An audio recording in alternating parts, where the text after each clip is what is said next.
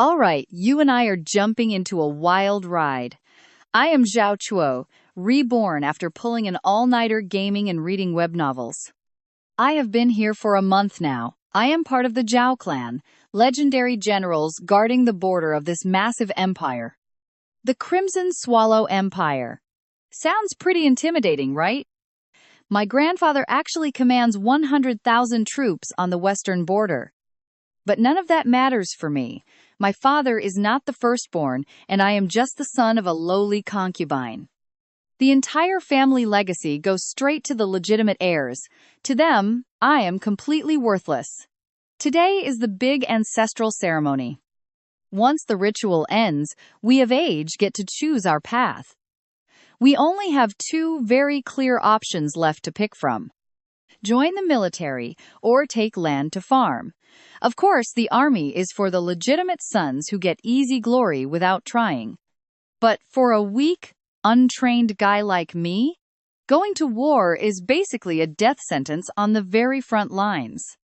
So, I am choosing the land. But it will not be that simple. They are forcing us into a crucial trap next. We must choose a wife from fallen noble families carrying massive debts. It is a sickening trap set by my own relatives. They want to suffocate us. Going first means choosing the most indebted wife, but going last means getting the worst land. It is a total dead end. Nobody dares step forward, terrified of the trap. But pay close attention to the move I am about to make. I step up and choose the map for the Bamboo Garden province.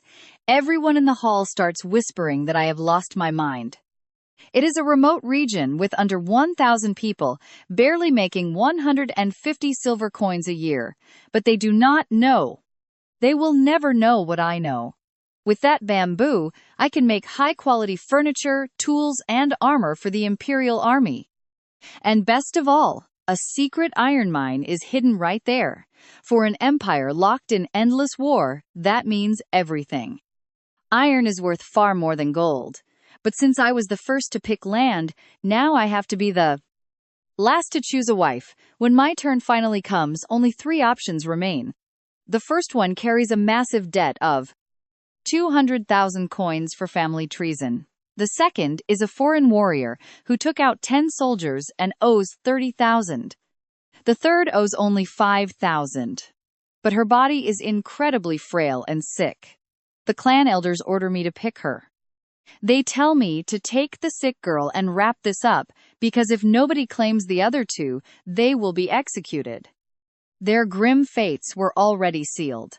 But, looking into their eyes, I knew I could not just let them die like this. Let them die? No way. I know what you are thinking, but I chose all three. Instantly, the entire hall falls dead silent. Everyone whispers that I am insane for taking on a debt of over 200,000 coins while ruling a worthless wasteland. They swear I will never pay it back, while the angry elders scream at me, but I stand firm. By law, I can have one primary wife and two concubines. I am just following rules. Nothing wrong with filling all three spots. So, I solemnly swear to pay back every single coin within 8 years. If I fail, they can seize my land and banish me. They happily accept, believing they will win either way. We hold the wedding right there in a massive ceremony, alongside 20 other couples from the family also getting married. I was the only one leaving, surrounded by 3 beautiful brides. Afterwards, they toss us a parting bag with 200 coins. Some identity plates, basic clothes, and a keyring. Next thing we know, they shove us into a carriage and order us out. They did not even give us time to say goodbye. Yet, my mother managed to hide 953 coins. Gold worth 50 coins and several family jewels. It represents all the savings she painstakingly kept hidden away over the years. She is an abused concubine who lost all status in that mansion. I swear to myself I will succeed and rescue her. I will drag her out of that miserable life. As our carriage rolls through the luxury gates of the border defense duke, who happens to be my maternal grandfather, I feel absolutely nothing. Despite the blood relation, the original host of this body did not have a single memory of him. It is pretty clear we never mattered to him in the slightest. I look at my three wives sitting across from me in this cramped carriage, each harboring a tragic story of betrayal. Chu-er, my primary wife, is the daughter of a rebel marquis. Her entire bloodline was wiped out by the emperor. Her father used his dying breath to send her here and save her life, but she carries a massive debt of 200,000 coins. She is stunning but incredibly arrogant, looking down on me. My second wife, Yi Qingwen, is the daughter of a merchant arrested for bribery. Her debt is only 5,000, but she suffers from a hidden disease that weakens her. She is sweet and truly grateful I saved her. Finally, there is Saya, my third wife, a fierce foreign warrior who defeated 10 soldiers alone and got slapped with a 30,000 debt. Stick around, because our wild journey is just getting started. All right, you and I are about to watch this punishment turn into something legendary. She literally threatened me right to my face. She claimed she could end my life right now. I know she can do it, but my clan holds her parents hostage. With them held captive, she cannot make a move. That is why I promised Saya a divorce in 1 year. And give her back her precious freedom. A paper marriage, never touching her once. She stared at me in absolute shock, unbelieving of what she heard. I freed her from her chains, promising 3 years of freedom instead of the original 8. I will give them lives fit for royalty. Hearing this, Miao Shiliedwo laughed coldly and asked how I could pull off such madness. Using nothing but a useless bamboo forest, I replied that we would not exploit the villagers but work together to thrive. Yi Qingwen offered to weave and embroider to bring in money, while Saya promised to guard our home from thieves. And not much else. Myeoksili Duo suddenly went completely quiet as she realized she had no useful skills to offer us. Absolutely nothing. We traveled non-stop for 2 days and nights. Reaching the bamboo garden at last, Saya jumped out immediately. She ran ahead and gasped, "Lord Xiao, what is this?" Trust me, because what we saw next left us completely frozen. The scene was devastating. Villagers lay dying on the ground, and lifeless bodies were scattered everywhere you looked. Starving children fought desperately to eat boiled roots. I had to send Saya into the village to investigate the situation. She returned with 2 young men and an elder. They were so emaciated and hungry they could barely even breathe. The old man revealed a terrible drought had struck them. The villagers had not eaten a real meal in 3 months. They survived by chewing on tree bark and roots. The elder glared at me with pure hatred, seeing another enemy. He thought I was just another corrupt lord sent to exploit them like those before me. I cannot blame his distrust.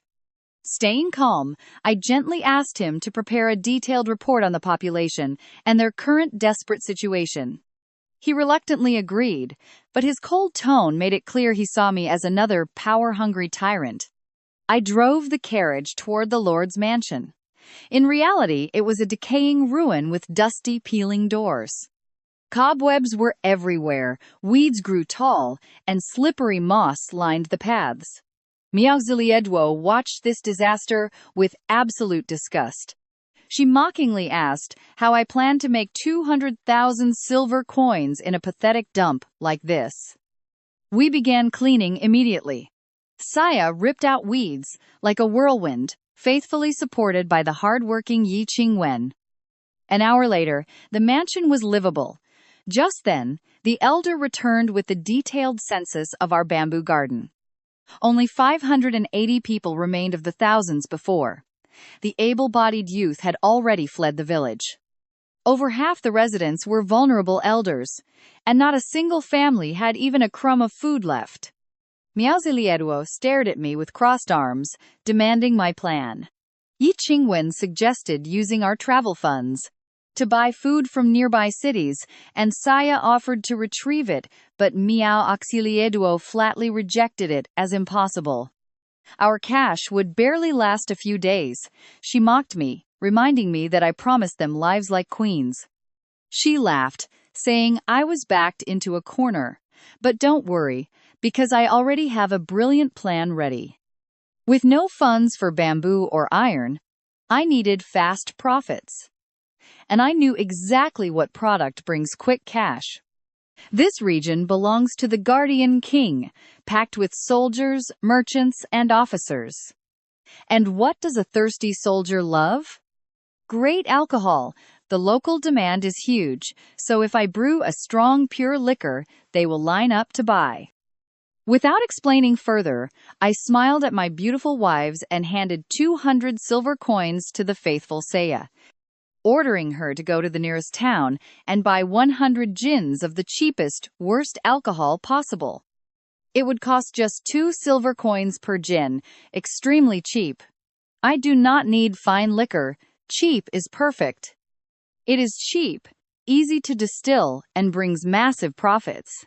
While we settled in, something was happening at grandfather's mansion, which I only learned of much later.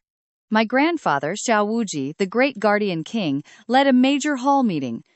He was highly pleased with his 10 grandsons joining the military, as their proud fathers bragged about their achievements, hoping their heirs would become the empire's next great generals.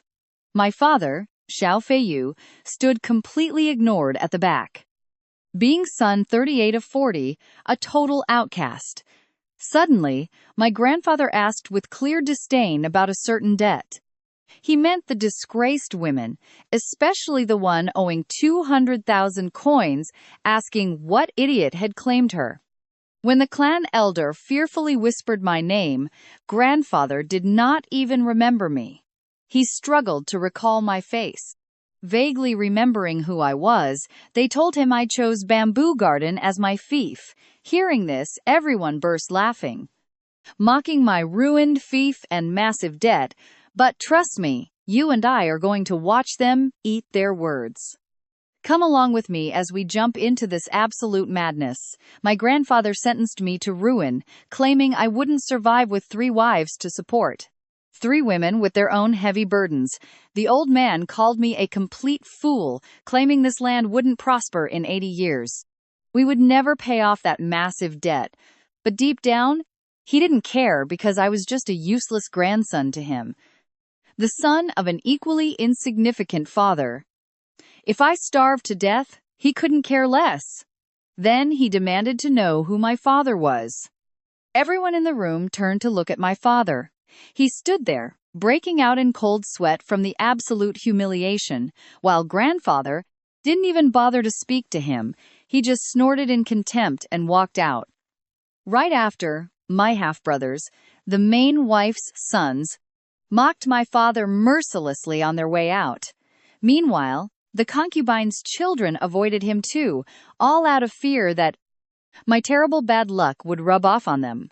My father returned home absolutely furious, but who did he take it out on? My poor mother, of course. He screamed at her, calling her a worthless commoner, blaming her for giving birth to a foolish son like me. The main wife quickly joined in with hurtful mockery, while the concubines laughed shamelessly in her face. Afterward, my father ordered her to cook and warm up some liquor, treating her like a servant. My mother, completely heartbroken, dried her tears and quietly went into the kitchen. She only worried if I was safe, eating well, or staying warm. But pay close attention here, because she had no idea I already had the perfect plan to save us. The moment I returned, I acted. I wasted no time getting to work. I prepared the vessels and spent 3 hours distilling the cheap alcohol Saya bought. Thick steam poured endlessly out of the window.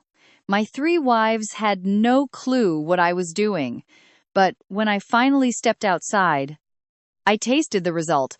It was authentic grain liquor, extremely strong, aromatic, and pure. Nothing like that bitter garbage from before. That cheap drink couldn't even compare. Though it wasn't as good as modern liquor, for this primitive era, it was a revelation.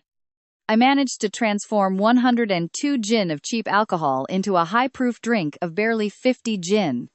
I stored it in 5 large jars found in the basement. The previous governor must have been a heavy drinker to leave behind so many empty vessels. However, my wives were not impressed. They smelled alcohol on my clothes and suspected the worst. Immediately, Maya Yisu glared with crossed arms, calling me a liar, while Yi Qingwan's face was filled with deep worry. Fearing she was saved by a hopeless drunk, Saya actually yelled, asking if my big financial plan was just to drink myself crazy. I asked them to trust me. When Saya went shopping, I gave her 10 extra silver coins to buy some raw grain, bringing back 300 jin of cheap corn and millet. Then, I distributed all that food among the starving villagers, giving each person half a jin so they could survive. As their lord, I had to keep them strong and healthy. Dead people can't help me rebuild this territory. Maya Yisu quickly calculated the costs and loudly complained to me that spending 10 daily coins on food plus wasting money on alcohol would soon leave us completely bankrupt at this rate. Her math was right, but I bet you already know I had a bigger play in mind. I promised to make hundreds of silver coins. Of course, none of them believed me. Maya Yisu simply snorted, while Saya straight up called me a cheap scam artist. Only Yi Qingwan seemed willing to give me a chance. Seizing the opportunity, I proposed an incredibly interesting wager. If I made hundreds of coins on our very first day, all 3 had to grant me a wish, giving me an heir. After all, I am now the lord of this land, and securing my lineage is one of my primary duties. Maya Yisu called me a shameless pervert but accepted, confident I would lose. Yi Qingwan turned red as a beet. Whispering that she wasn't ready, Saya refused the bet outright, though she promised to call me husband if I pulled it off. I let out a heavy, dramatic sigh. Being a man in this strange world was tough. Meanwhile, back in the village, starving peasants ate their rations and whispered about me. Some were deeply moved by their new lord's sudden kindness. At least we fed them, but many others believed this wouldn't last, and that I would soon end up ruined. Seeing me as just another wasteful noble, hearing that I bought massive amounts of alcohol only confirmed their worst fears. Assuming I was a useless drunk. But right then, fortune smiled on me as a massive merchant caravan arrived. With 30 carriages, horses, and servants traveling through the nearby bamboo forest, their leader, a tea merchant named Feng, was heading home. After a highly lucrative trade in the north, passing close to our property, a peculiar scent caught his attention. The powerful aroma of my liquor floating through the air. He had traveled the entire empire, but never smelled anything like this. Just as I prepared to bring the liquor to town, someone knocked. Saya opened it and froze. It was the elderly tea merchant, Feng Shihai, with his elegant daughter and servants, following the scent of my brew. His daughter looked at our messy yard with absolute disgust. Stick with me, because this encounter is about to change everything. Come along with me for this moment. While she remains completely unfazed, old merchant Feng is already drooling over the aroma. He has traveled the entire empire, but never smelled anything this tempting. He begged me for a drink, claiming money was no object. Cash was no obstacle. Behind me, I caught my wives reacting. Miao Siedu's eyes went wide with pure shock. And not because of the silver, but because she saw my plan could actually work. She instantly signaled me to close the deal. Yi Qingwen fidgeted nervously, terrified the client would walk away. After all, earning even a few coins meant our survival. Meanwhile, Saya still thought I was completely crazy. She believed that if the merchant discovered the cheap liquor I used as a base, he would laugh in my face and leave without a second thought. But honestly, I was not worried in the slightest. High-proof liquor like this simply does not exist in this world. Only I know how to distill it, so I invited Feng Jihai to sit. At a small table in the courtyard, I began working my charm. I lied, telling him this brew required almost a year of aging, along with rare ingredients and expensive medicinal herbs. Of course, that was all fake. It actually took me just 3 hours to make. I whipped it up using the cheapest alcohol I could find, but he did not need to know that. My story only fueled his excitement. Now pay close attention, because I stopped Saya right as she went to bring all the alcohol. I only asked for one tiny cup. In business, scarcity is what makes things worth gold. She paused in surprise, staring directly at me.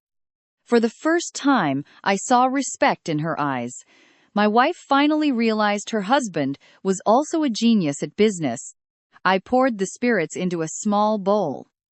It was crystal clear, with tiny bubbles floating gently on the surface. It looked nothing like the cloudy, tasteless drinks around here. Old Feng Shihai lifted the cup to examine it. He studied the liquid, inhaled the rich aroma, and took a small sip. Instantly, his eyes lit up from the intense flavor. He asked how much I had available, and I told him only 50 jin. Behind me, my wives held their breath in suspense. Nisiedu was muttering, hoping I would sell it for 5 taels per jin, which would give us an instant, incredible profit. Yi Qingwen was just praying we would not lose money, while Saya was so tense she looked ready to explode from excitement. I bet you cannot guess what I charged him. Without hesitating, I demanded 10 taels per jin, 500 taels in total. Feng's daughter protested, calling it absolute highway robbery, but the old merchant did not even blink and agreed immediately. He handed over 500 taels for this batch and threw in 200 more as a deposit for the next order. He recommended a partner tavern called Welcoming Fragrance in the neighboring city, where I could deliver the goods and get paid directly. He only asked that I maintain this incredible quality.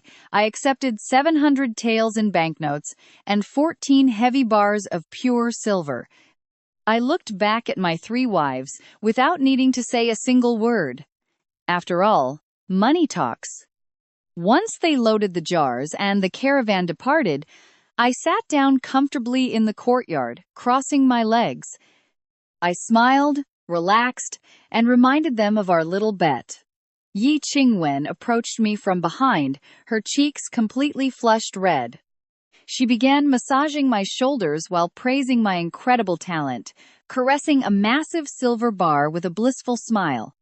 Even though she grew up wealthy and saw larger sums, this silver earned by our own hard work restored her hope. That tiny dream was finally becoming a reality.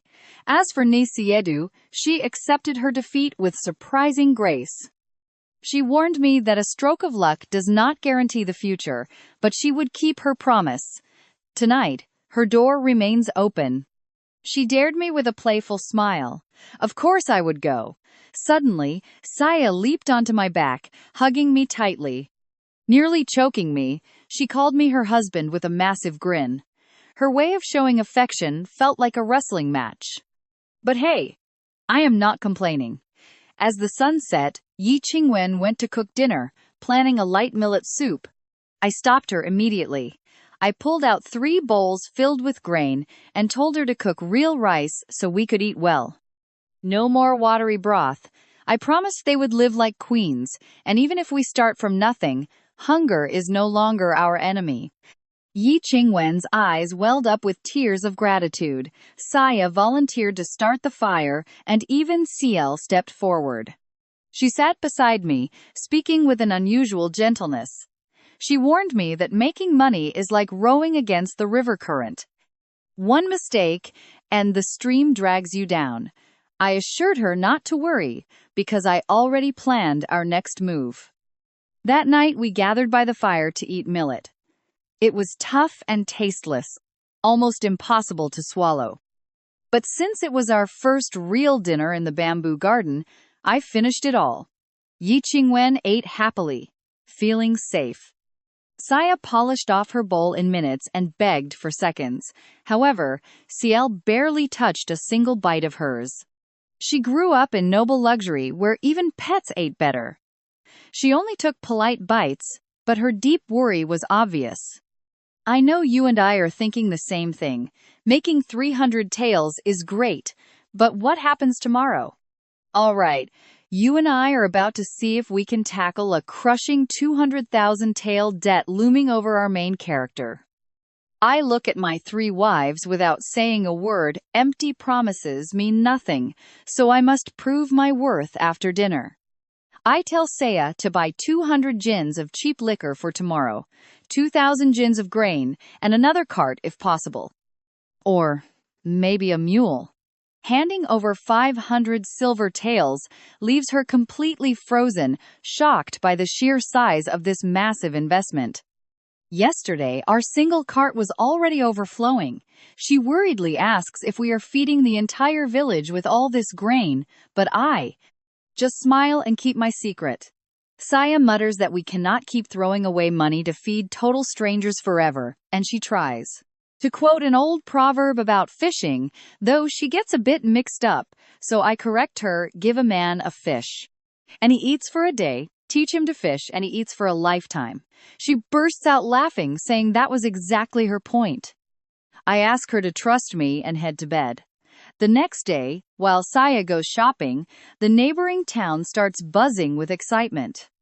The Welcome Fragrance Tavern, partnering with Feng Shihai, launches my special liquor with dancers and free tasting samples for the local crowd. Selling price? 20 taels per gin, double what I got. Trust me, you need to watch closely because the real madness is starting. The crowd fights like crazy to grab a bottle. A wealthy merchant buys some instantly, and a soldier stands stunned after taking a sip.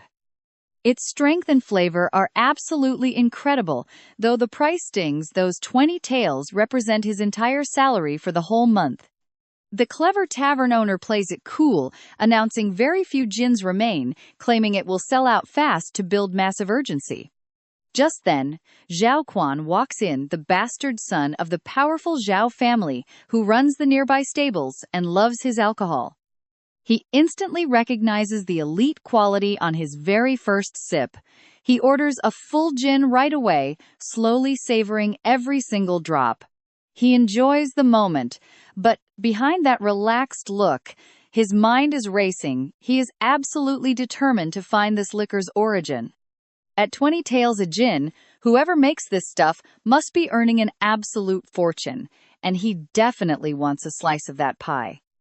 My liquor is already shaking up the entire town, and I haven't even put my actual master plan into action yet. While I stay busy working in the quiet bamboo forest, my business starts causing a huge scene behind my back, completely unnoticed.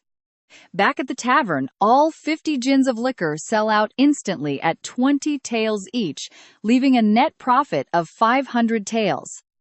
In just one single day, Feng Shihai grabs 60% while the owner takes the rest. Both are desperate to secure more supply. And here is where you and I must pay attention, because this stable owner's bastard son is already obsessed with finding the source. He tries to bribe the tavern server to milk him for information, but the poor worker actually knows absolutely nothing about it. Suddenly, Feng Shihai walks into the shop and Zhao Quan perks up. He pretends to head upstairs to use the restroom.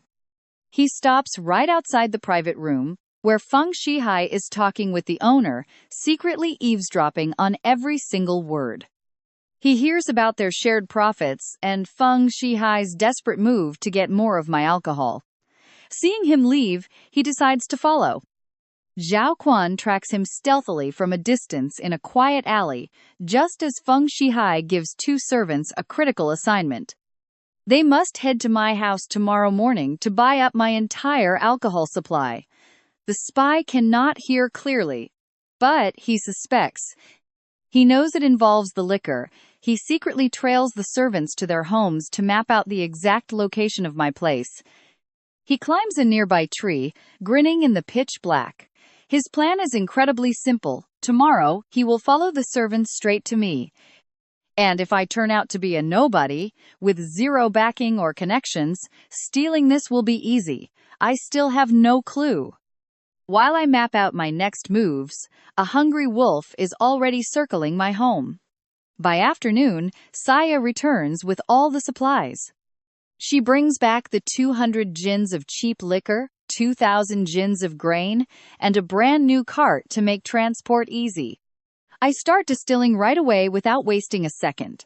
I have optimized the process, cutting out unnecessary steps to make it super fast.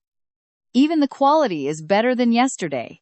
In just 3 hours, the work is done.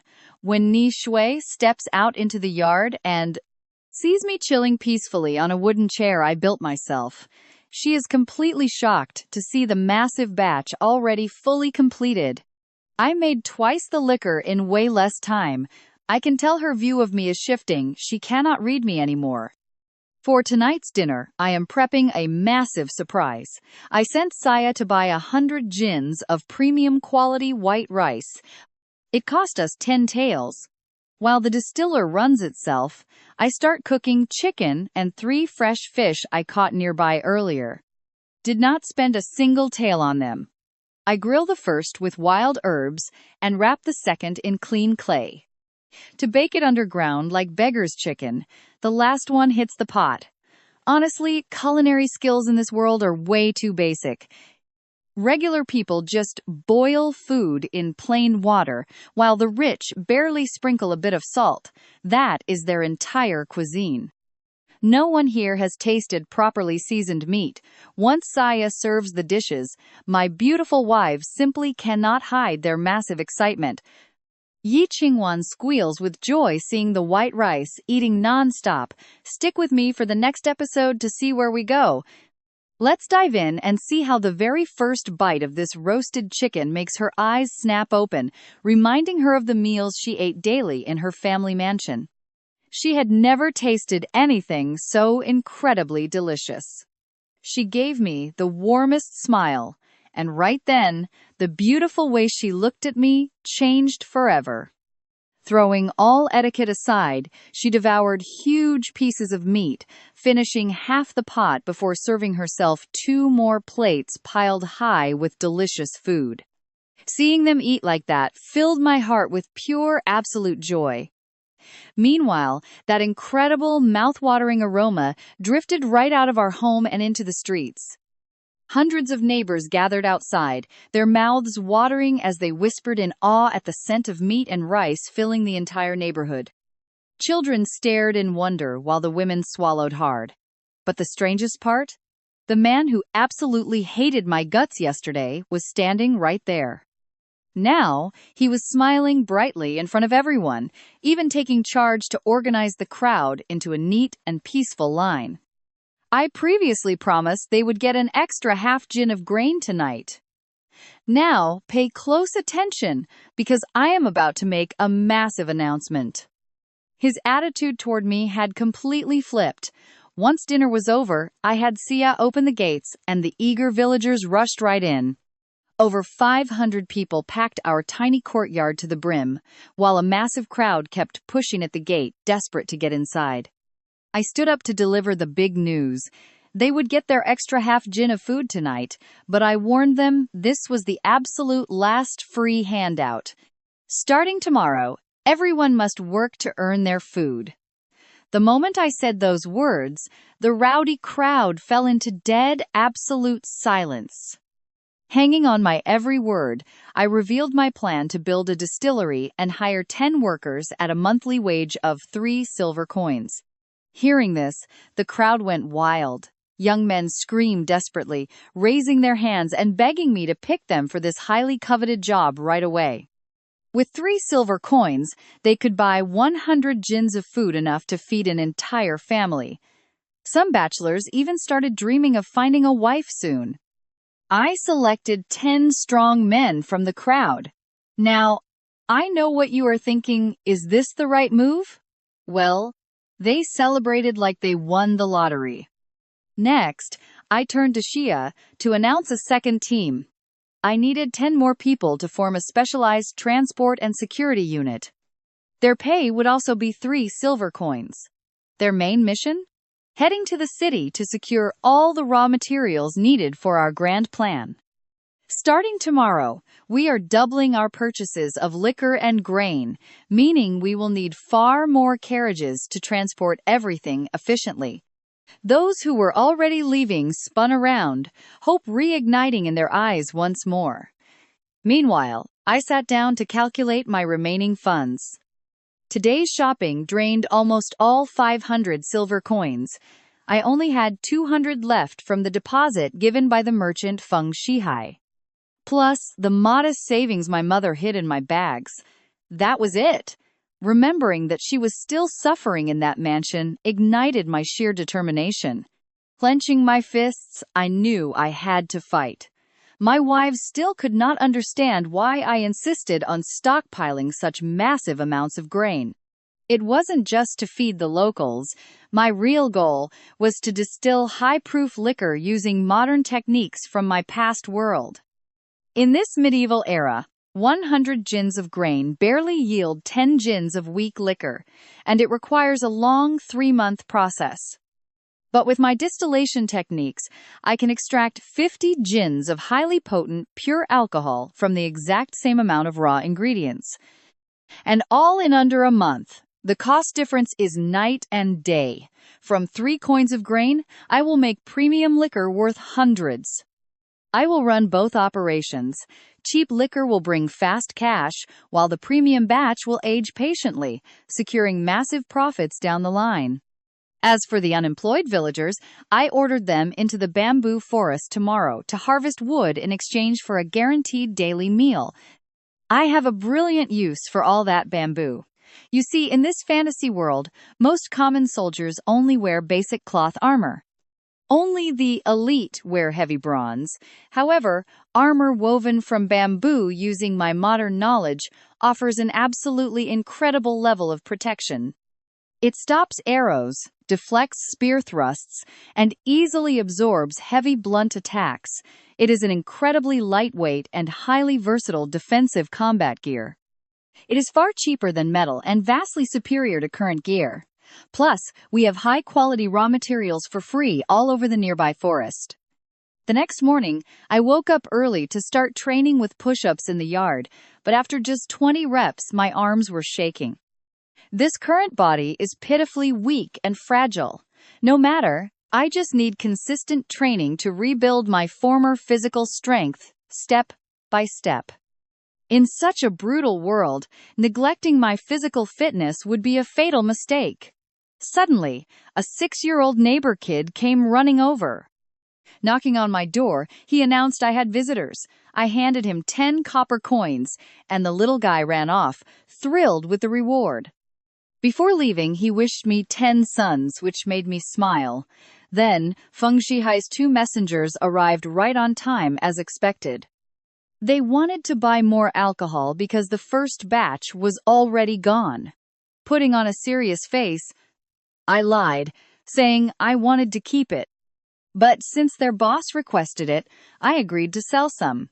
They offered the usual price of 10 silver coins per gin of our liquor. They even made a sweet deal. If I delivered 100 gins of liquor for their next trip, Feng Shihai would gift me a top-tier horse. It would be a war horse from the northern tribes, not some basic pack animal, but a majestic stallion worth well over 100 silver coins.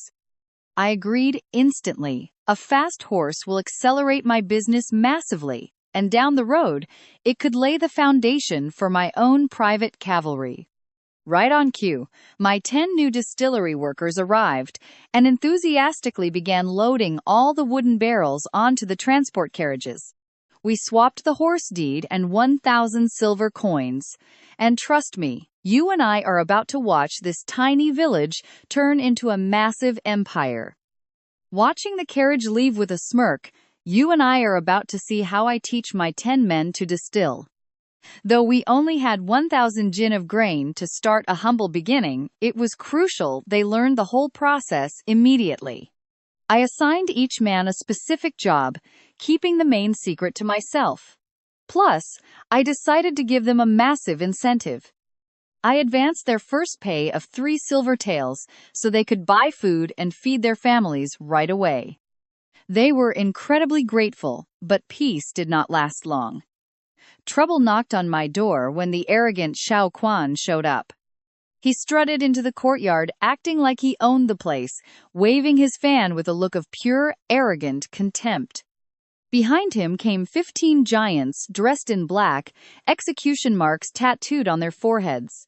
They were dangerous, banished assassins. Their mere presence was terrifying. Seeing them, my workers froze completely, totally paralyzed by fear. One of them fell to his knees, trembling. Ordinary folks like them had never faced anything so terrifying before. Xiao Quan sneered at his surroundings, his eyes locking onto me with a smug, mocking smile. He mockingly asked if I was Xiao Shuo, claiming he remembered my name from the family registry. Now, pay attention here, because this guy did not just demand half my liquor, he crossed a truly unforgivable line. He started undressing my wives, Miao Qihui and Ye Qingwen, with his eyes, throwing out filthy, disgusting comments. He even invited them to his stables tonight. Xia was boiling with rage, but held back to protect us. She feared those 15 criminals would attack me, but I did not hesitate. I grabbed a heavy wooden club and struck. I smacked Xiao Quan right on the forehead, sending him down bleeding. You wanted my liquor? Keep dreaming, you jerk.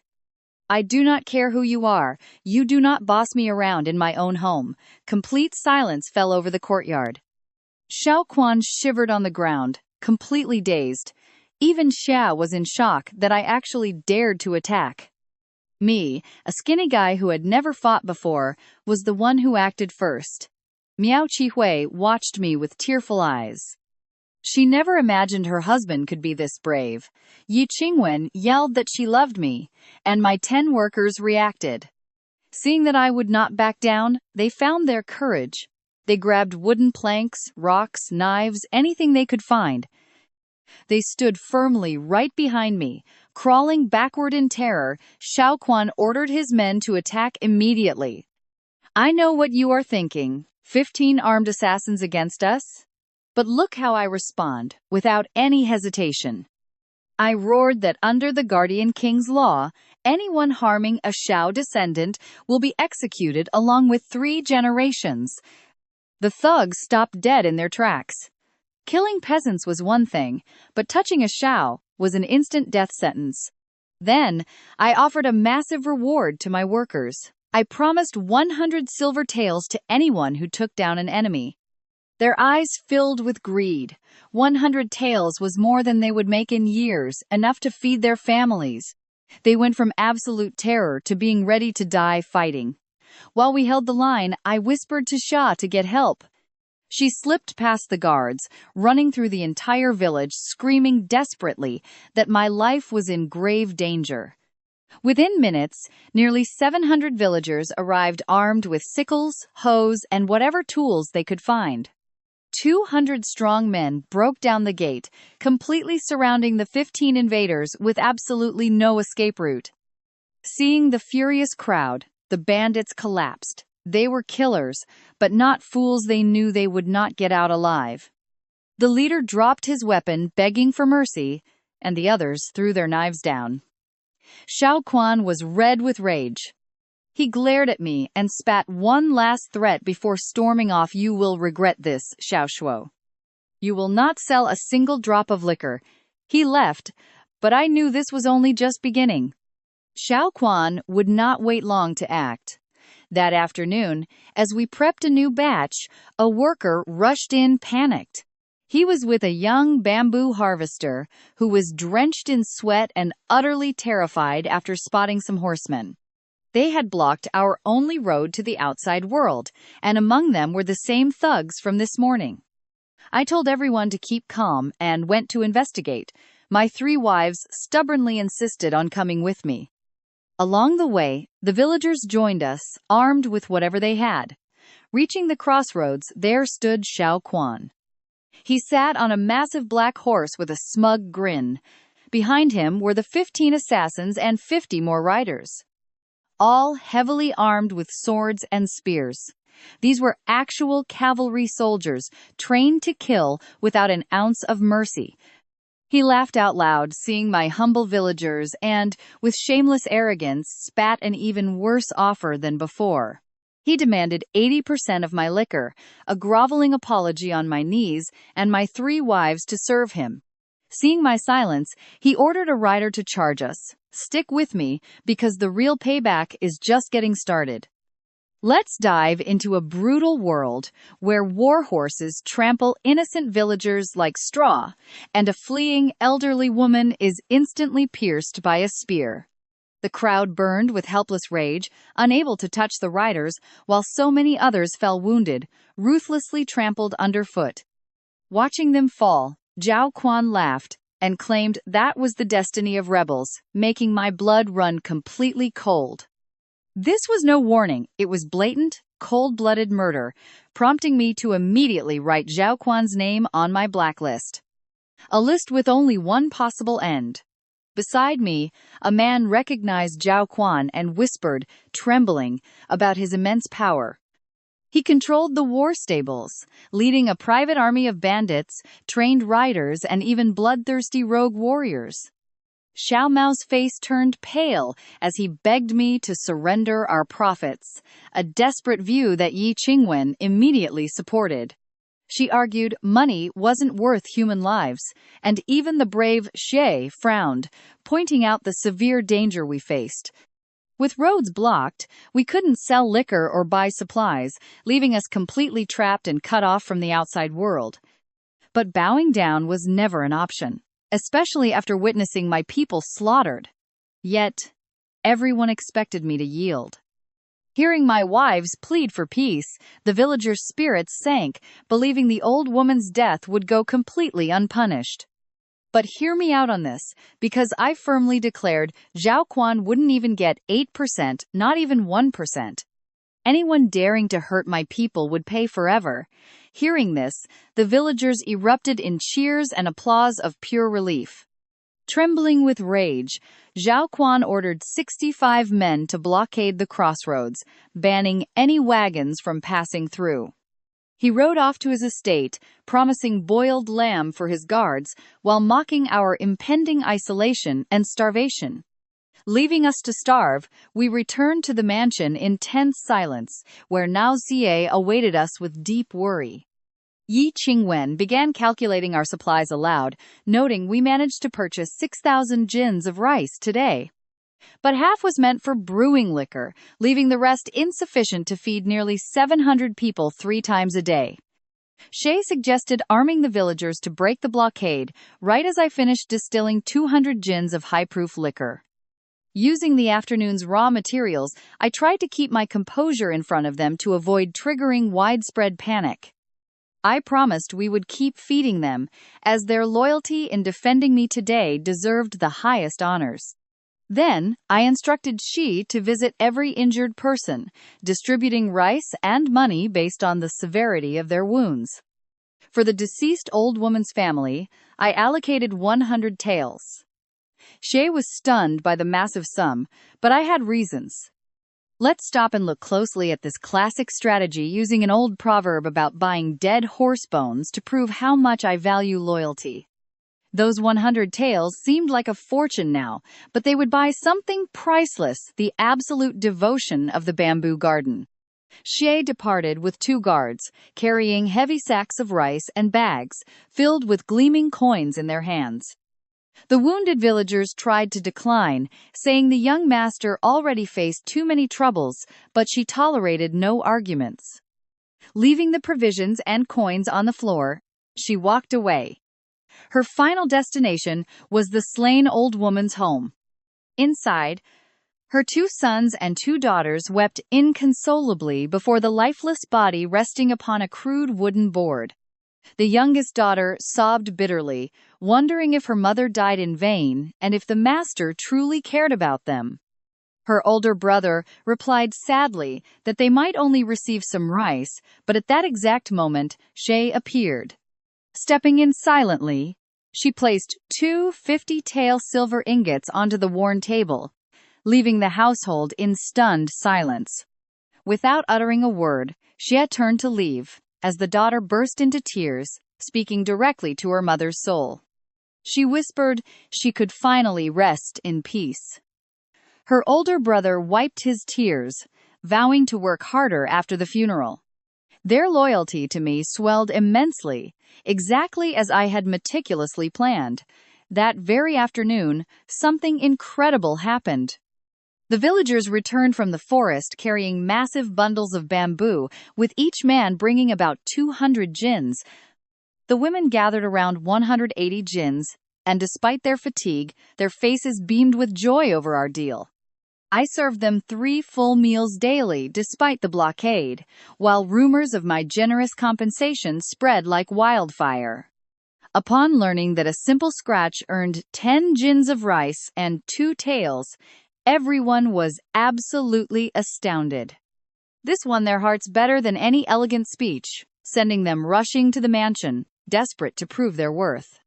Inspecting the harvested bamboo, I was highly satisfied to see thick, sturdy stalks, ideal raw material for our upcoming plan. They were perfect for weaving armor. I announced that starting tomorrow, 50 women would process the bamboo in the main courtyard. They would cut the stalks in exchange for 3 guaranteed meals daily, and instantly, every hand shot up with enthusiasm. But then something unexpected happened when a female villager stepped forward, claiming they didn't need such generous food portions. Just half was enough, and everyone agreed. And that's how we truly discover what real, unbreakable loyalty looks like. Come along with me, because when they block the road and the wine cannot be exported, Ye Qingwen goes into a total panic. She looks at me worried, insisting that we will run out of food, but I assure everyone that no one will go hungry here. I have a plan up my sleeve, even though nobody believes me. Outside the mansion, Oli mutters, doubting what I will do. He wonders how I will react with the main road cut off. That night, the villagers sleep worried, but I am already one step ahead. At dawn, I get up early and call Xia. I order her to saddle a horse and tie down 2 large jars of wine. Then I grab half a bag of potatoes, another sack of supplies, and order 2 helpers to bring out a small table and benches. Everyone is completely bewildered. Xia even thinks I am going to run away to save myself, while the 2 helpers cannot stop whispering. They try to guess which path, but I lead them in silence behind the village, toward a very narrow trail in the mountains. It is a steep road, full of curves and loose rocks, impossible for any ordinary carriage to cross. That is why Xiao Quan did not even bother to guard it.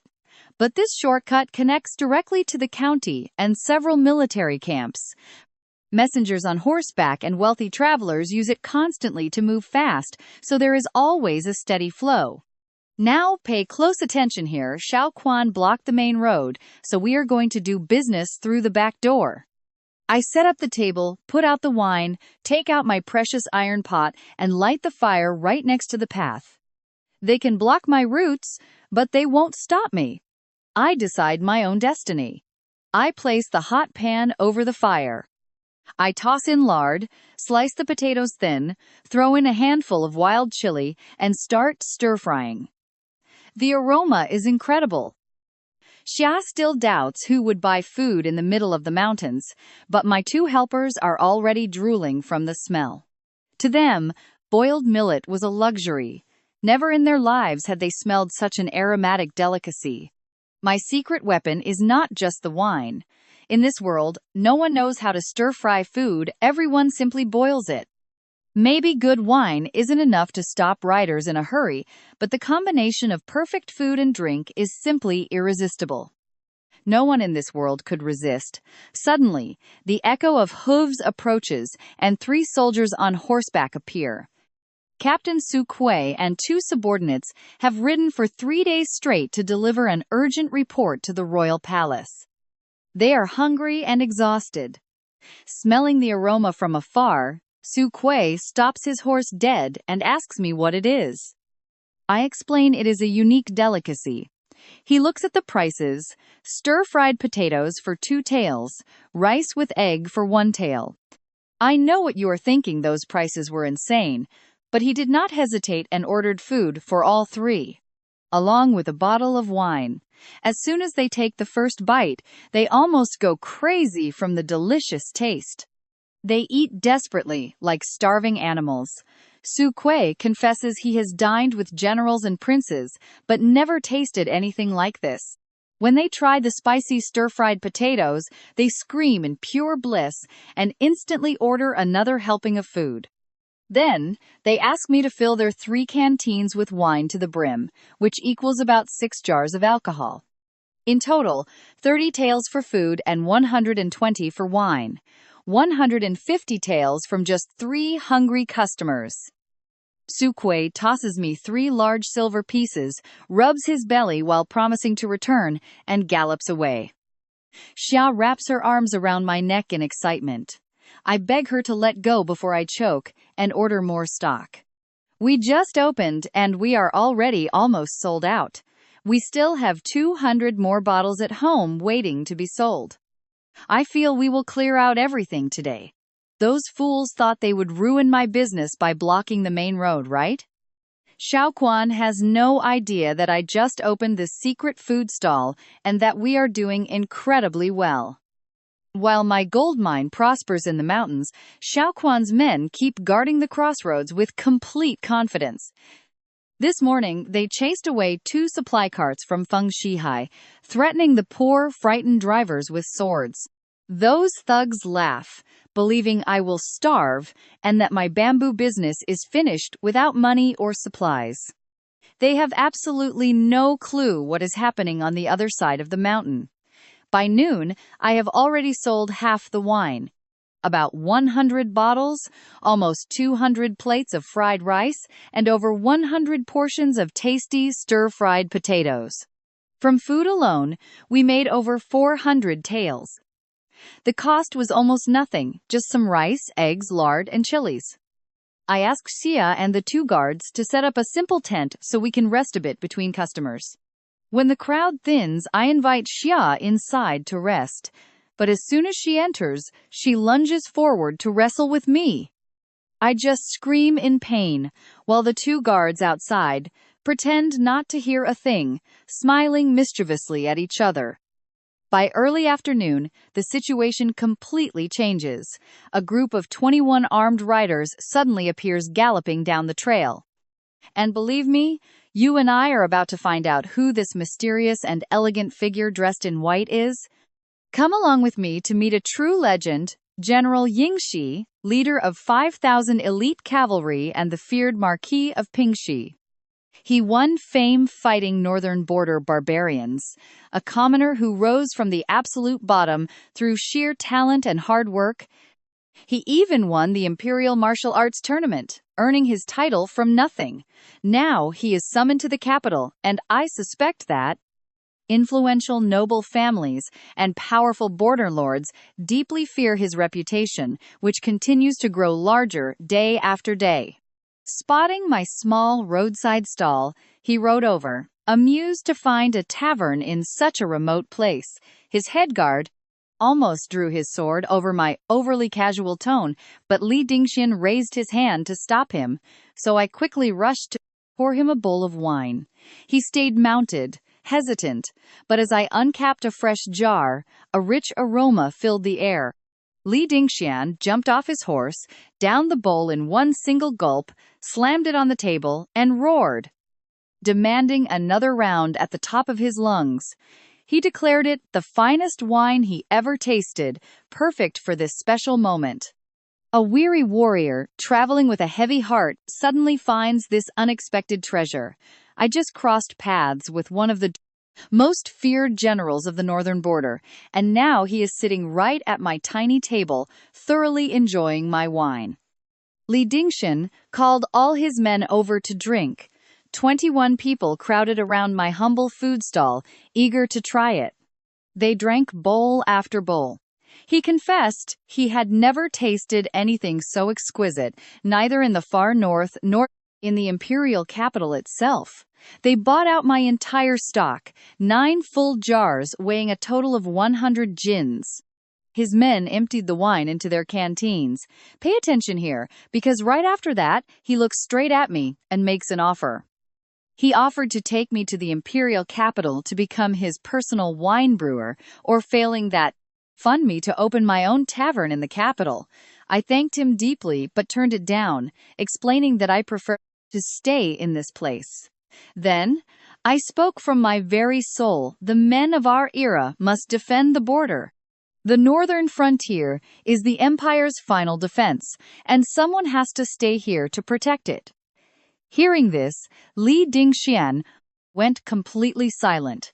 He stared at me, as if seeing me for the first time, saying that my words were far nobler than any words he had ever spoken, despite being a celebrated war hero with so many honors.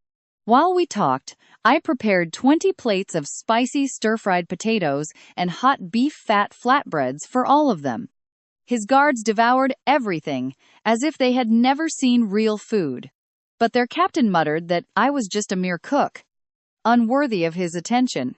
However, Li Dingxian silenced him instantly and asked me to explain my strategies to defeat the northern barbarians. I explained that those nomads are strong due to their swift cavalry and archers, but if our troops use tough armor to protect themselves and rapid-fire weapons with a much longer range, advancing in a tight formation, that cavalry would be no match. Li Dingxian seemed highly interested, though he still had some doubts. He doubted because heavy armor requires iron, and iron in this empire is an extremely scarce and heavily regulated resource.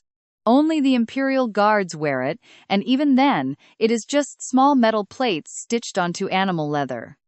A full suit of armor is an impossible dream, expensive and heavy.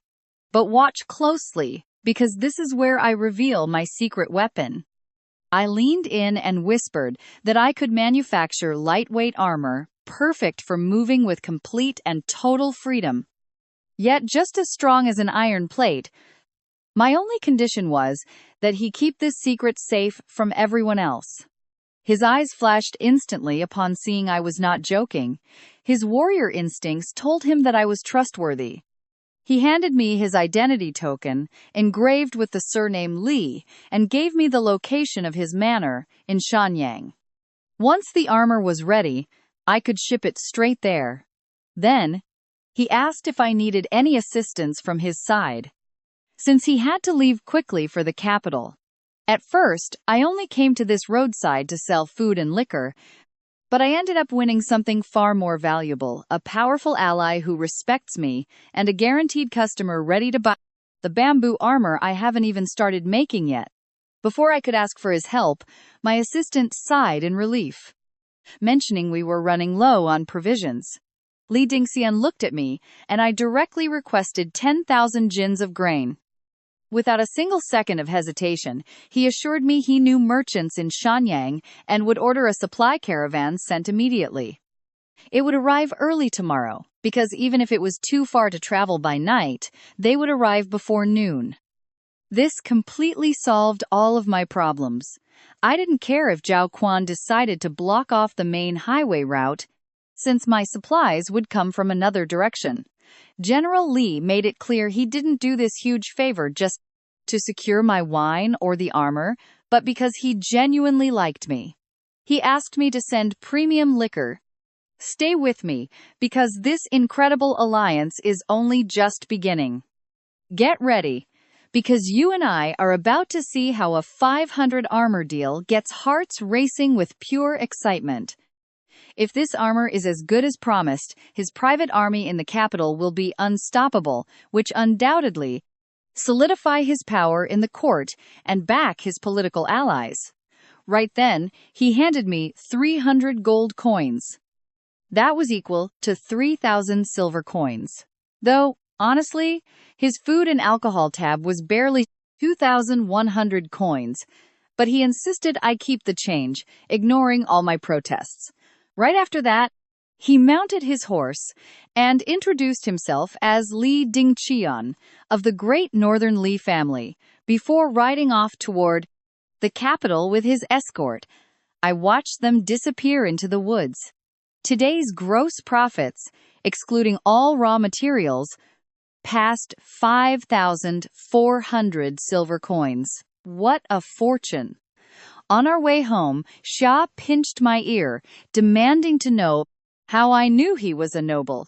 Screaming in pain, I replied that nobody travels with 20 armed guards just for fun.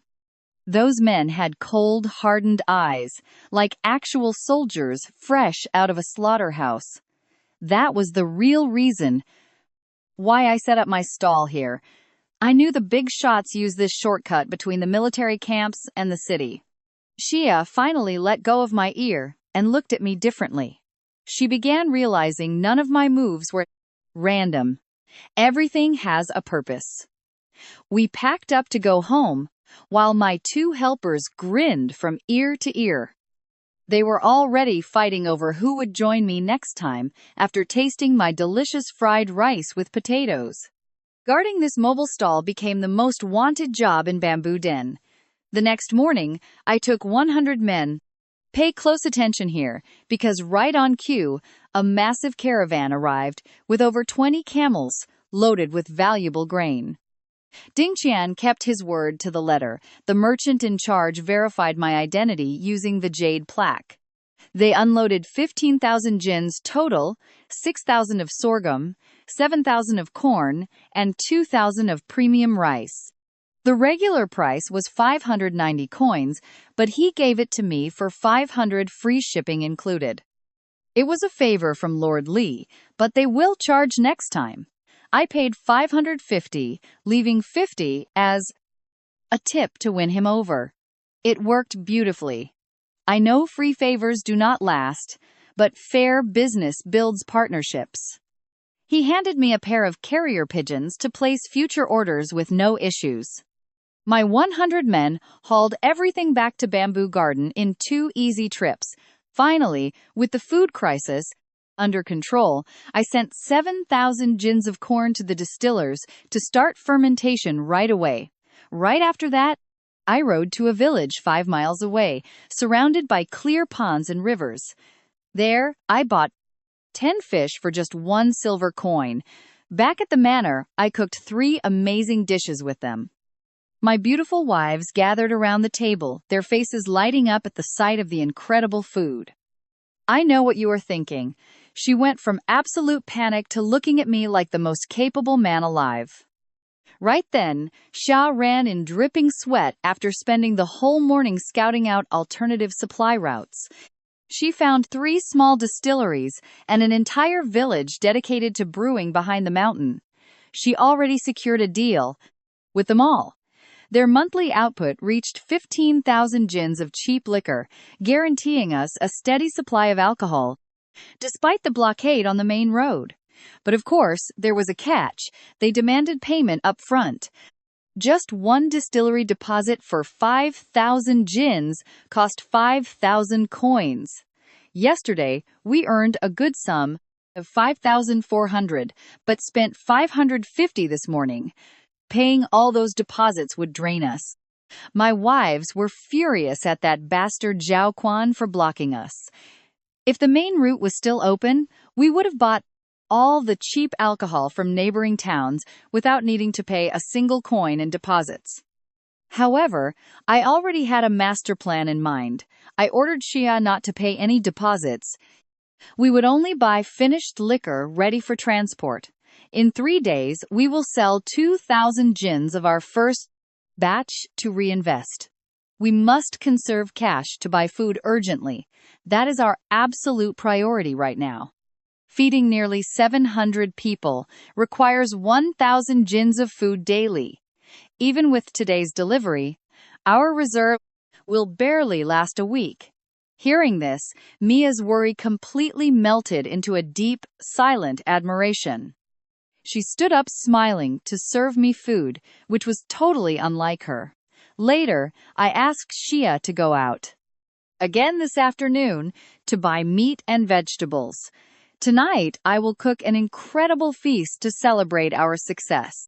The enemy thinks they have me cornered, but they have no idea I am building an untraceable secret route. 3 days later, Xia picked up the first 2,000 gins of liquor. Stick with me to see our epic counterattack. Come with me as we see how 4,000 silver taels seemed perfect, completely ignoring that shady landlady. That woman named Xia watched us with greed and suspicion, controlling a dark underground business in the shadows.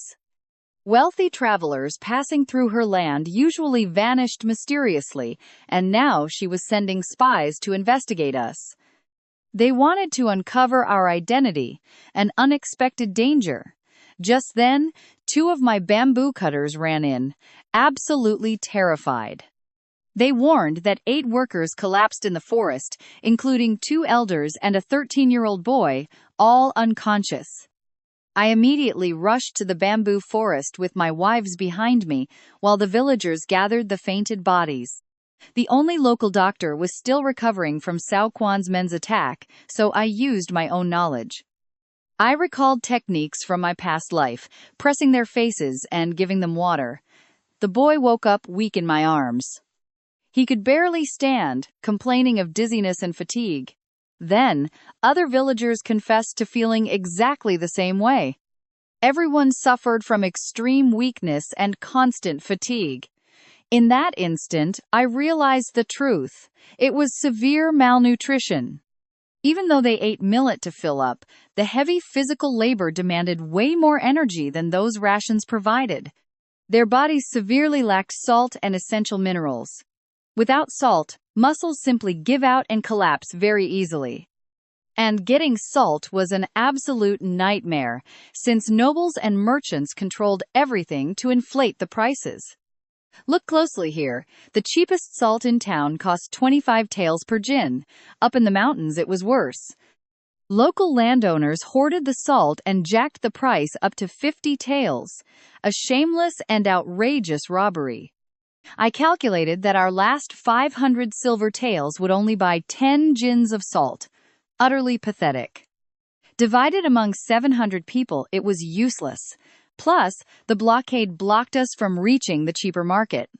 My wife worriedly whispered a warning that we barely had that budget of 500 silver taels left. Yi Qingwen almost cried in despair hearing the prices. I ordered the sick to be taken home to rest. I cut their working hours, promising I would solve this, though inside my mind was a raging storm. I had to get cash fast and break that blockade. Cao Quan's pressure wasn't just an annoyance anymore. Now it directly threatened my people's lives. Troubles kept crashing down on us without giving us a break.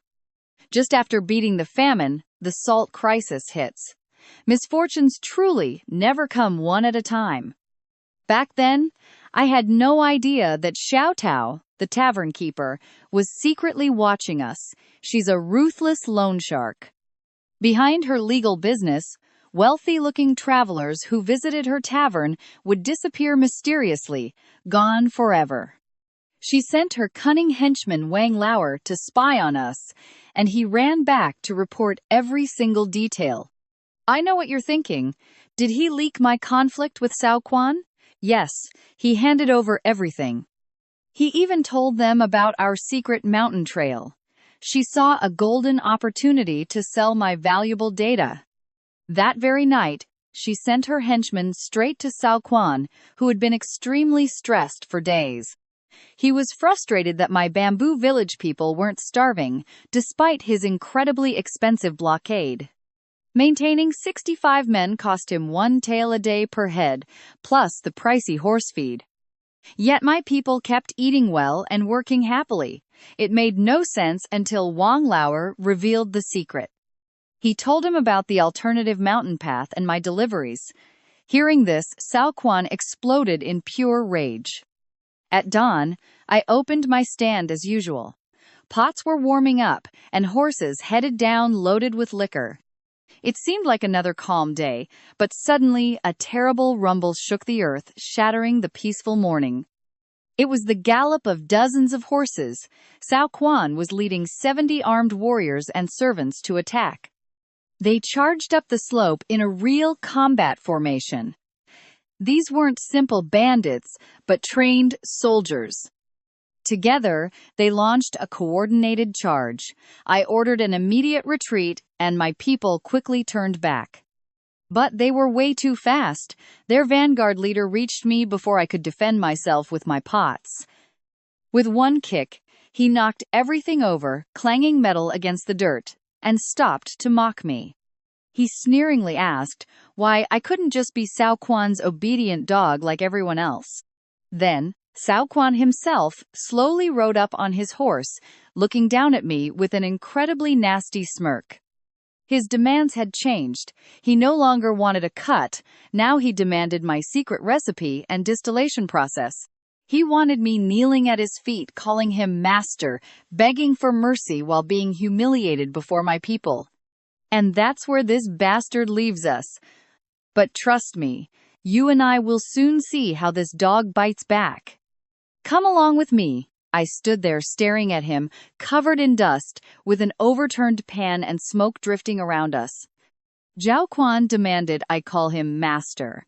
I looked him dead in the eye and fired back without a single second of hesitation. You want respect? We share the same grandfather. Are you seriously asking me to treat you like my own father? That is not just disrespectful, it is outright shameless. You call me a dog? Even a stray has more loyalty than you. Some of his own soldiers actually burst out laughing.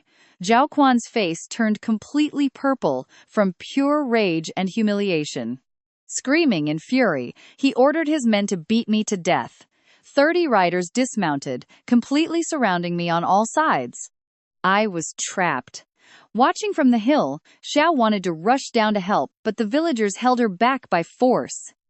Taking on 70 armed riders alone was suicide.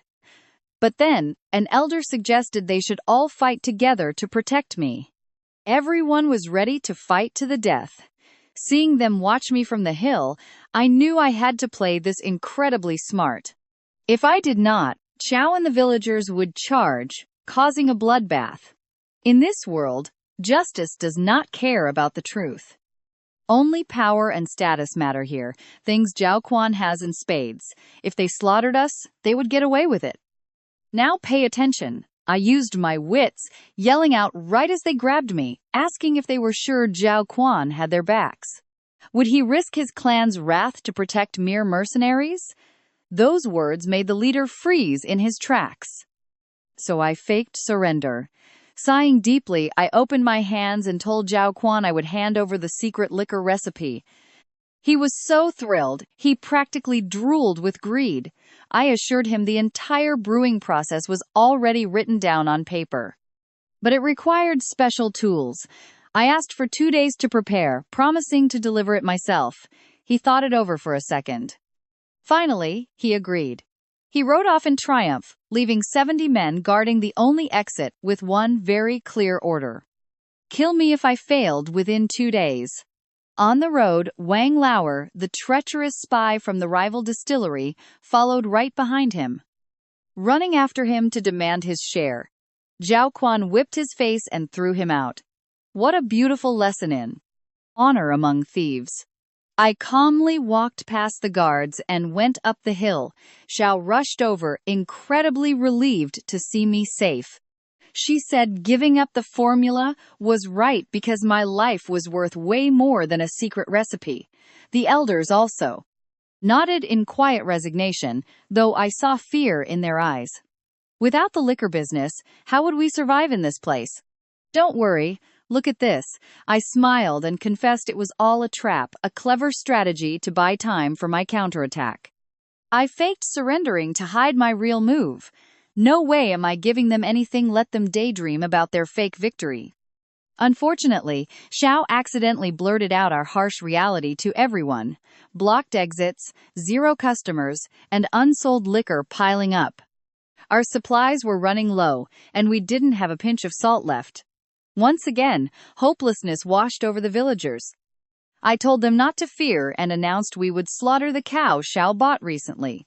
The moment they heard the word eat, their eyes lit up with joy, and the gloom vanished instantly. These humble people usually just survive day to day. Feasting on fresh meat was a massive celebration for them. Still, I had urgent problems to solve, especially the money. Low supplies, no salt, and blocked exits were closing in. I needed a master plan. Fast. First up was the salt.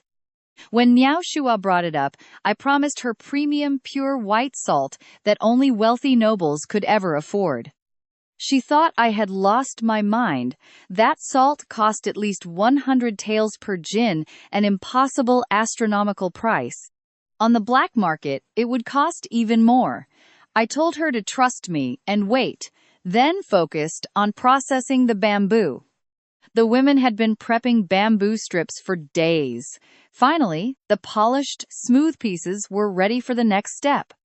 I organized 50 women into an assembly line, giving each group a specific task while I supervised the technical parts. 2 hours later, our first bamboo armor was complete. We cut down the weight of 18 jins of raw bamboo to a lightweight chest plate of just 10 jins. Testing it showed it could easily deflect incoming sword strikes and spear thrusts. It even bounced arrows and absorbed blunt, heavy blows. For light infantry, this was an absolute miracle of defensive gear. I told them to keep going and headed to the kitchen to cook lunch, beef, stew, spicy scrambled eggs, and braised fish. My wives devoured everything hungrily. Xiao didn't even wait for me to serve her, grabbing meat directly and eating immediately. While eating, I shared my plans. Though I kept the deepest secrets hidden, Niao Shua's jaw hit the floor anyway. She called it an incredibly bold idea, a move so unexpected that nobody in their right mind could ever predict it. Yi Jingwen was so excited she could barely chew. By late afternoon, all 50 suits of bamboo armor were fully completed. I gathered 50 strong young men, geared them up, and lined them up. They looked like a real army ready for action. I struck his chest hard to test it, and he didn't even flinch. Trust me, our wild plan is just getting started. Come with me to see how 50 raw recruits launched the most epic rebellion of their lives against the terrifying Zhao Quan. He has his thugs, but I am building my own army. I tested every single bamboo armor using sharp spears in combat. I attacked from up close and far away. The flexible, layered weave absorbed every single strike flawlessly. It is incredibly tough. It worked like a charm. Those 50 boys looked like totally new men, standing tall and proud with chests puffed out. Especially when the village girls started staring at them. I began their training immediately with basic military formations and drills. They were simple tactics I remembered from my past life. At first they looked clumsy, but their progress was incredibly fast. Xia begged me to let her join, but I refused. In battle formations, individual skill never beats strict, solid discipline. Breaking formation would cost lives, including her own. While they marched, I sent 50 other villagers to gather perfect bamboo. They returned with 100 logs over 3 meters long, incredibly strong and with the perfect thickness for their hands. We polished them well, flattening one end and sharpening the other. In under an hour, 100 spears were ready. Now watch closely, because we're about to unveil the exact weapon that changes this entire game. Imperial archery is terrible, with short range and awful accuracy. That is why they always get crushed by northern cavalry. But I can design something far superior. I drew 15 portable crossbows about the size of a modern rifle for single soldiers. Anyone could aim and shoot with ease. I handed these blueprints over to Li Qin, the most skilled village carpenter. He admitted the design was unusual, but promised to build it using his decades of valuable experience. I asked a crucial favor. I needed the 15 weapons before dawn. He immediately gathered 2 veteran carpenters and 7 very eager apprentices. They worked all night, cutting wood non-stop. Meanwhile, I guided 10 young men to assemble the delicate trigger mechanisms. These parts are key for accuracy. I chose total simplicity for maximum efficiency. This is not a full war, we just need to break Zhao Quan's blockade. At 4 in the morning, the first crossbow was ready. The stock, the trigger, and the ox tendon string fit together perfectly. I loaded up the bamboo bolts. Each crossbow fires bursts of 3 to 5 rounds, or single shots with fast reloading. On testing, the bolt flew 200 meters and buried itself 20 centimeters deep inside a rice sack. Uncle Li Qin's jaw literally dropped in shock. The other craftsmen cheered happily. Their all-night grind paid off big time. If we used iron or bronze tips, the lethal impact would be devastating, but that is a detail for later. I asked Xia to cook porridge with 2 eggs for the exhausted workers, and also gave them a handsome reward. 1 silver tael for everyone. By sunrise, 15 crossbows will be finished. Tomorrow, I will reclaim my own path. I know what you're thinking, but after just 2 hours of sleep, Xia wakes me with our army ready. I got up and headed outside. For 2 straight days, I relentlessly trained my 50 newly armored soldiers. First up, mountain formation. 10 men per row, 5 deep, pointing forward to create an impenetrable wall of spears. A single spear breaks easily, but with 5 coordinated defensive layers, we create an absolutely unbeatable iron fist. No cavalry will ever break through. Next, we drilled the porcupine formation, with all 50 men forming a tight defensive circle, pointing outward while 15 crossbowmen fired safely from the center, completely protected by that thick human wall. Xia watched the entire exercise in total awe. Even the local girls who used to ignore these guys were staring. They showed immense respect. The men themselves felt the change within. They were no longer just terrified peasants. They had transformed into real warriors. Meanwhile, the greedy Zhao Quan waited anxiously on his land for our valuable secrets. He wanted those promised distilling formulas, but when noon of the second day arrived with no sign of the shipment, he finally realized I had played him. Shaking with pure rage, he ordered his horses saddled at top speed. He swore to personally destroy my bamboo forest, beat me half to death, humiliate me, and seize my land. Under the border prince's law, a strong lord can easily take territory from the weak without any trouble. It just requires signing some forged papers. The loser gets exiled, penniless, or stripped of all their dignity. He gathered 65 horsemen who blocked the main road, along with his private guard, and ordered them to march. They drew their swords and spears, riding in perfect formation toward our village. My scout arrived completely out of breath. He warned us that they were closing in, but I was ready. I assembled my 65 brave defenders, 50 armored spearmen, and 15 skilled crossbowmen. I looked them in the eyes and gave one final pre-march speech. Step forward if you want out, no judgment, but trust me, once we march, you and I are never turning back. Take a close look, because this is where our heroine sets the rules. Run and you die, but stay and your family is set. If you die in battle, your family gets 500 silver coins. 100 for minor wounds, 300 for severe ones. Plus lifetime protection. I smashed my cup to the ground, swearing to fight to the death without ever backing down from the enemy. The roar of 65 men answered in unison. Not one broke ranks. We marched out, determined to face them right at the very entrance of the village. My 50 spearmen covered the center while 15 crossbowmen guarded the flanks, everyone sweating cold sweat. Some were trembling, but they stood firm. Then Zhao Quan's cavalry appeared, 65 riders led by ruthless, cold-blooded assassins. 15 merciless mercenaries led the charge at the front, followed by 50 elite bodyguards. That coward, Zhao Quan, watched from the back. He was enjoying this like it was a game. He ordered them to slaughter my villagers and completely break my legs. He wanted to drag me around for public humiliation, promising his powerful clan would handle the fallout. The 15 assassins charged instantly. They rushed forward, arrogant and extremely confident. Gao Lu, their leader, thought we were just helpless peasants holding simple wooden sticks. Pay close attention to this moment, because timing is absolutely everything. 1 second off, and you get completely crushed. At 10 meters, I screamed the attack order. 5 rows of soldiers simultaneously raised 50 razor-sharp bamboo spears. They formed a lethal, 3-meter-long wall. The enemy cavalry had absolutely no room to dodge this brutal frontal counterattack.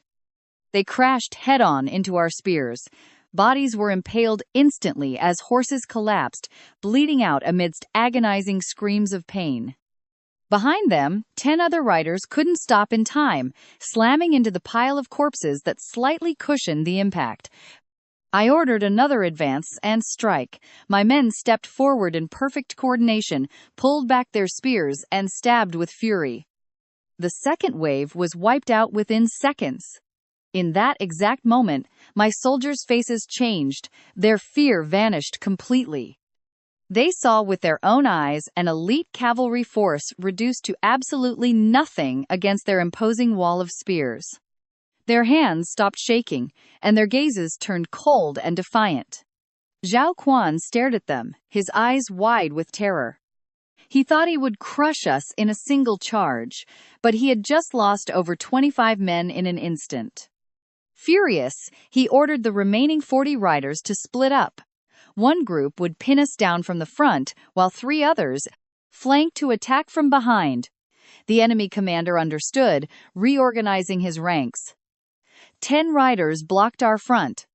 The rest split into 3 groups, ready to encircle us and strike our weak spots at the village entrance. Yi Qingwan screamed my name in terror. Mi Shuiduo remained silent, fists clenched tight, but her eyes held absolute confidence. Shi Ding held her back with a massive grin, suppressing his urge to join the bloody fight. They knew this wasn't over. Did you really think this was over? No way, they're coming from 3 sides now, but she's already 3 steps ahead. I activated the Guman formation. Instantly, my soldiers rotated, pointing spears outward and shielding the crossbowmen in the center. All those hours of brutal training finally paid off. They shifted formations flawlessly, looking just like seasoned elite soldiers. An enemy rider charged from our left, but one of my spearmen lunged forward and ruthlessly ran him through the gut. The man fell to the ground, screaming. 2 riders tried to retreat on the right, but it was useless. My men finished them. They used the same deadly tactic. 9 riders tried to flank our rear, looking for an opening, but there were no gaps left. I gave the signal. My 15 crossbowmen raised their weapons, double-loaded, and opened fire from less than 100 meters away. The bolts tore through the air with deadly force. 8 of the 9 riders dropped dead instantly in the first volley. The last survivor tried to flee, but the second volley completely riddled him with bolts. I ordered the crossbowmen to quickly aim toward the right flank. The remaining 8 riders panicked and tried to run, but they were already within our 200-meter range. Half of them dropped dead. The second volley eliminated the rest. Zhao Quan watched this absolute carnage from the back, his hands shaking completely out of control. He could barely hold his horse's reins. His face was pure panic. He had never witnessed a slaughter on this scale before. This tactical layout, synchronized firing and rapid position shifting were completely incomprehensible in this nameless medieval world. There wasn't even a term for these strategies. I ordered 2 crossbowmen to break from the circle and target his horse directly. 2 bolts struck the animal's flanks, sending it crashing down and throwing Zhao Quan to the dirt.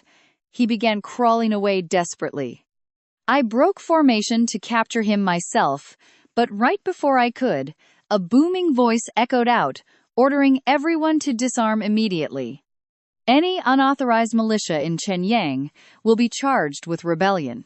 50 county guards burst in, kicking up a thick cloud of dust. Leading them was their dreaded commander, a towering giant with a thick beard named Li Shanhu, the Black Whirlwind of this region. He was notorious for his ruthless cruelty. Seeing him, Zhao Quan shrieked, "Li Shanhu, you're finally here! My uncle sent you, right?" And that's where we leave it. But trust me, our empress couldn't care less about his uncle's power. What do you think happens next? Stick with me to see how the officer grabs Xiao Quan's ankle, spinning him before slamming him down. Right then, Li Sanhu glared at me in disbelief. No one had ever dared crush his pride. He was dying to arrest me. I knew it well, but his orders were to escort Xiao Quan, not pick another fight. So he hoisted the body of Xiao Quan, threw him onto the horse, and fled with his men, glaring back. Then, one of my crossbowmen asked me why I did not let them shoot those officers. I explained that Xiao Quan and his thugs were merely ordinary civilians without public office. Killing them in self-defense was completely legal and cleared us of any guilt under the law. But attacking government officials, however corrupt, would give them the perfect excuse to brand us as rebels before everyone. That meant the death penalty, and I will not give them that excuse. My people understood, and the combat adrenaline began to fade. I turned to Xia with a smile. The main road was clear. I ordered her to lead the transport team, already equipped with bamboo spears and armor, to buy salt in Shenyang County, handing her our last 500 silver coins. Xia asked if she should also deliver the liquor and buy more provisions while there, now that the blockade was over. Get ready, because with the path finally clear, I sent everyone to work immediately to get our business running. We began skinning the fallen horses. We had 21 dead or crippled from the battle, but we captured another 45 alive. It was a massive reward. I ordered 20 huge stone pots brought out and fires lit in the middle of the village square. Over 800 people gathered for the massive feast. We threw thousands of pounds of meat, bones, and organs into the pots. Everyone got to eat 3 to 5 pounds of meat. It was far more than most had seen in months. Joy filled the air. The villagers began praising me like some god of war sent directly from the heavens. I stepped onto a platform in the square, telling them to eat their fill, promising we would celebrate again tomorrow. We would sacrifice another 11 injured horses for another feast. Right then, I felt an incredible, mysterious power begin to rise. It was the absolute devotion of everyone in the bamboo garden, flowing to me like a river. If I could guide this immense power, there would be no limits to what we could achieve. But when Xia returned from town, her face instantly told me everything. No one in town wanted to sell us salt. Every merchant refused flat out the moment they recognized us. Only Feng Shihai, the tea seller, risked selling her 10 pounds in secret for double its actual value. He explained that all salt in Shenyang County is monopolized by a single powerful force, the influential Huang clan. And the clan leader is Huang Wenhua, the magistrate and Xiao Quan's uncle, so this blockade is no business game. It is a direct attack plan from City Hall. All salt merchants are strictly banned from supplying the bamboo garden. I was not surprised at all. You and I probably saw this coming when Xiao Quan bragged about his uncle during battle. But seeing the actual confirmation still deeply annoyed me. I told Xia not to worry about that price gouging. 50 coins a pound is pure extortion, but we have no choice. I ordered 5 pounds used to season the 20 meat pots. That way, everyone gets their needed sodium. The remaining 5 pounds were distributed among households for daily use. It won't last long, but it keeps them going. Meanwhile, back in town, Xiao Quan lay in bed with a broken leg, furious. At his uncle's mansion, he cursed my name with pure hatred. The doctor warned that one bad move would leave him crippled. for life, fueling his thirst for revenge even more. Meanwhile, Magistrate Huang Wenhua was already planning his next move. He ordered all merchants to cut our salt supply completely and banned my people from stepping foot outside our territory. But now, he plots something worse.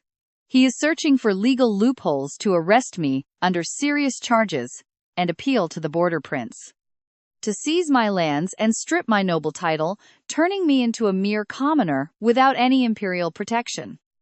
Without status, he could easily murder me in prison. Although we broke the physical blockade, a far deadlier enemy has entered the game. Xiao Quan was just a small-time thug with street gangsters backing him, but his uncle controls the very laws of the region. 3 days passed since the fight, and everything was too quiet. That absolute silence is what always unnerves me the most.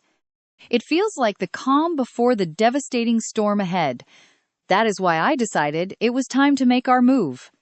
We will move by night to Shenyang County, where Li Shitian's men await our cargo of liquor and bamboo armor. However, we could not travel openly. The corrupt magistrate made sure to turn every law official in the county against us. I ordered us disguised as common merchants, hiding liquor jars under potato baskets and 500 bamboo armors in wooden crates. We loaded them onto the 45 captured horses. Come along with me on this dangerous night trek down the treacherous hidden mountain trail. The road was awful, full of thorns cutting my legs. Mud slowed the horses down. We set off at 9 at night. Come with me to this freezing night at 3. 50 miles into our 70-mile journey, one of my men spotted something terrifying straight ahead, a military checkpoint. It was never there before. Judging by the fresh construction marks, it looked barely finished 3 days ago. Right after my clash with Zhao Chuan, that sheriff was already setting traps. I immediately ordered everyone to detour. Dodging that threat meant my men had to endure a rough, pitch-black road for another 20 miles. But, seeing my grim face, nobody dared complain. We were so close to making it, but trouble caught up again. Torches suddenly flared behind us. Over 100 angry soldiers from the checkpoint were chasing us, clutching sharp spears. 2 officers led the hunt, furious about being woken at midnight. I ordered our lanterns to be killed immediately. To buy them precious time, I decided to stay behind alone, hiding in the tall grass with my loyal horse. I mimicked a wolf howl as realistically as possible, and it worked. Those soldiers had an absolute panic of wolves. This area was famous for fierce night packs. Hearing the howl, both officers searched for ridiculous excuses to stop. One faked a sudden stomachache, while the other let out a loud fart to pretend he was just as sick. They concluded we weren't Cao Cao's fugitives, since nobody would be crazy enough to travel this far in total darkness. They finally decided to turn back to their post. I waited patiently until their torchlight faded away completely. You won't believe how we escaped. I rode like mad and caught up to my 23 exhausted men in 30 minutes. A few were wounded and one horse almost stuck in the mud, but we successfully crossed into the Shenyang border. With an hour left until dawn, the massive gate remained shut for the night curfew. Up on the wall, guards patrolled relentlessly with torches. I told my men to rest and wait for sunrise to pass through. After covering 70 miles of hostile land in one night, the last thing I wanted was to raise early suspicions. We couldn't draw attention by knocking too early. Everyone huddled against the cold, shivering and sneezing in complete silence. Sanair nodded obediently without a single complaint. We had come too far to give up now, we just had to endure. An hour later, the sky brightened and the gates swung open. We quickly blended in with local merchants and farmers. The guards at the entrance eyed us with deep suspicion. There seemed to be strict orders to inspect our cargo closely. They were searching for Zhao family liquor. Because of that, I approached the guard and smoothly slipped him 5 silver coins. And here's the masterstroke, guys, he smiled. Shouted, we only had potatoes, and let us pass right through. Once inside, I bought 100 wheat buns and 10 pounds of cooked offal so my exhausted men could eat.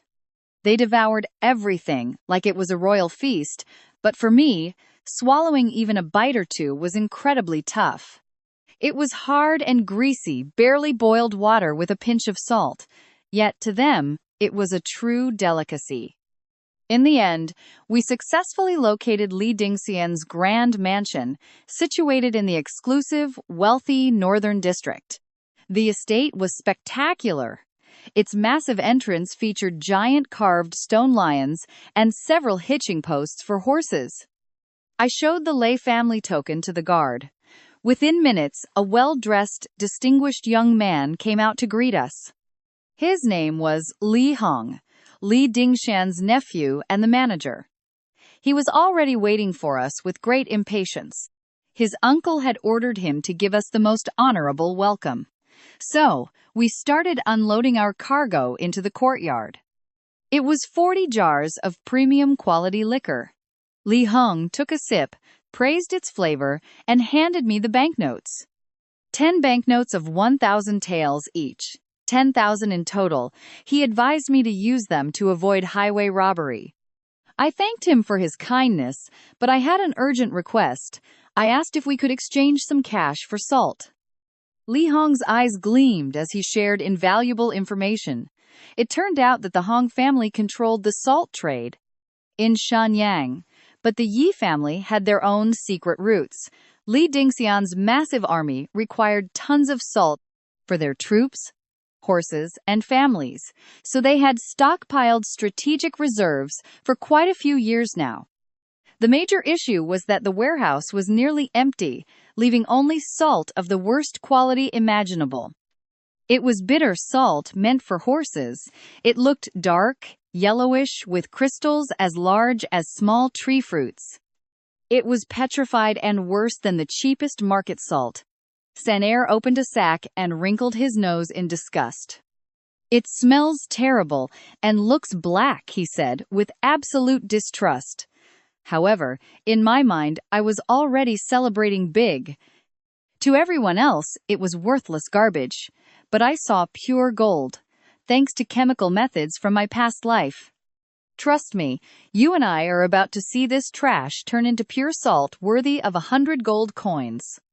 Come along with me on this wild ride where pure white salt sparks the greed of the most powerful nobles. This was not just about saving my people's health, it was the most profitable business I had ever laid hands on.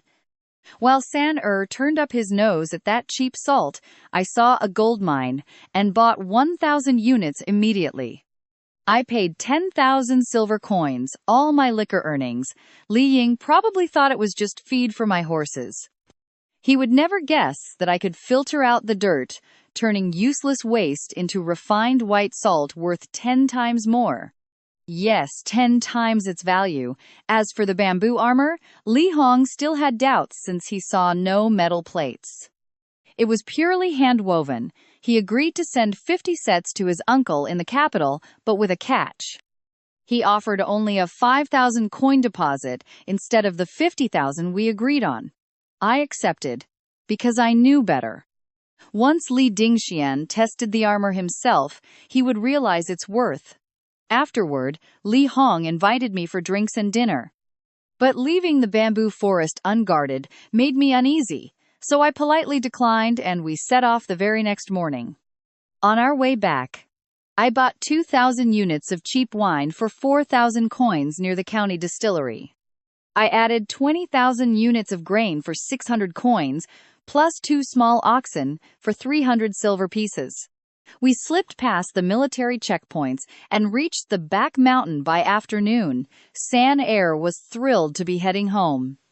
Now pay attention here, because the moment we stepped foot back home, a deadly silence told us something was terribly wrong. No one was cutting bamboo. The village streets stood completely empty and desolate, looking like a ghost town abandoned by everyone.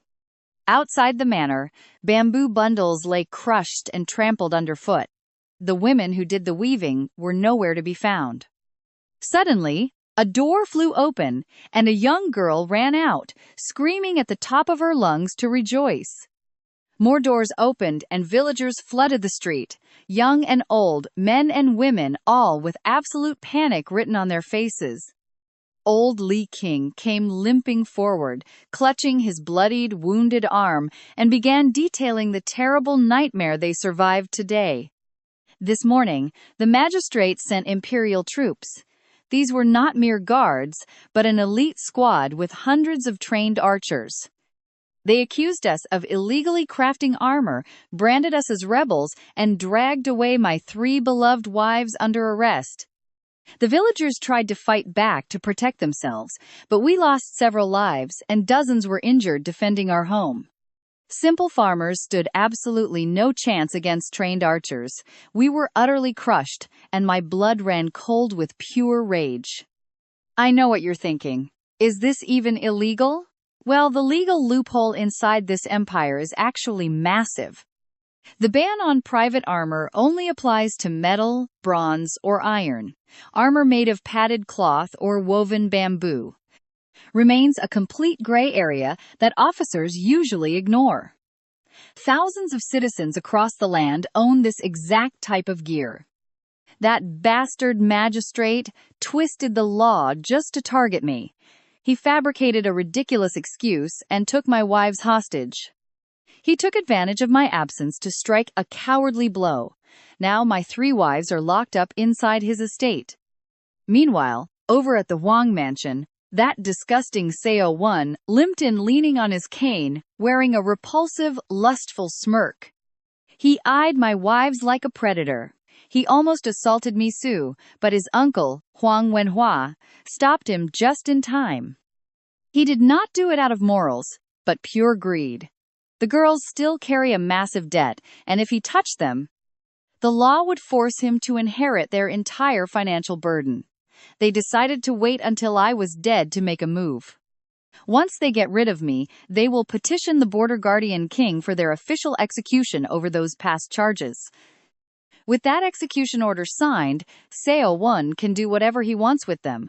The vile bastard praised his uncle's supreme cunning. Then they talked business. Huang Wenhua planned to skyrocket salt prices across the entire city to line his own pockets further. Seo-1 worried this might trigger riots near his stables, but that crooked magistrate did not care about the consequences at all. He claimed those ignorant peasants lacked the guts to ever rebel. He only saw them as sheep lined up to be sheared. While I am unaware of their scheme for now, I know enough. My wives are locked up under fake treason charges. The magistrate himself is holding them. If I try to lead our villagers to storm the compound, it will be suicide. My bamboo spearmen cannot beat his highly trained imperial archers, and attacking a government office would make me a real traitor. It would give them the exact excuse they want. So, I decided to go completely alone, walking straight toward their headquarters.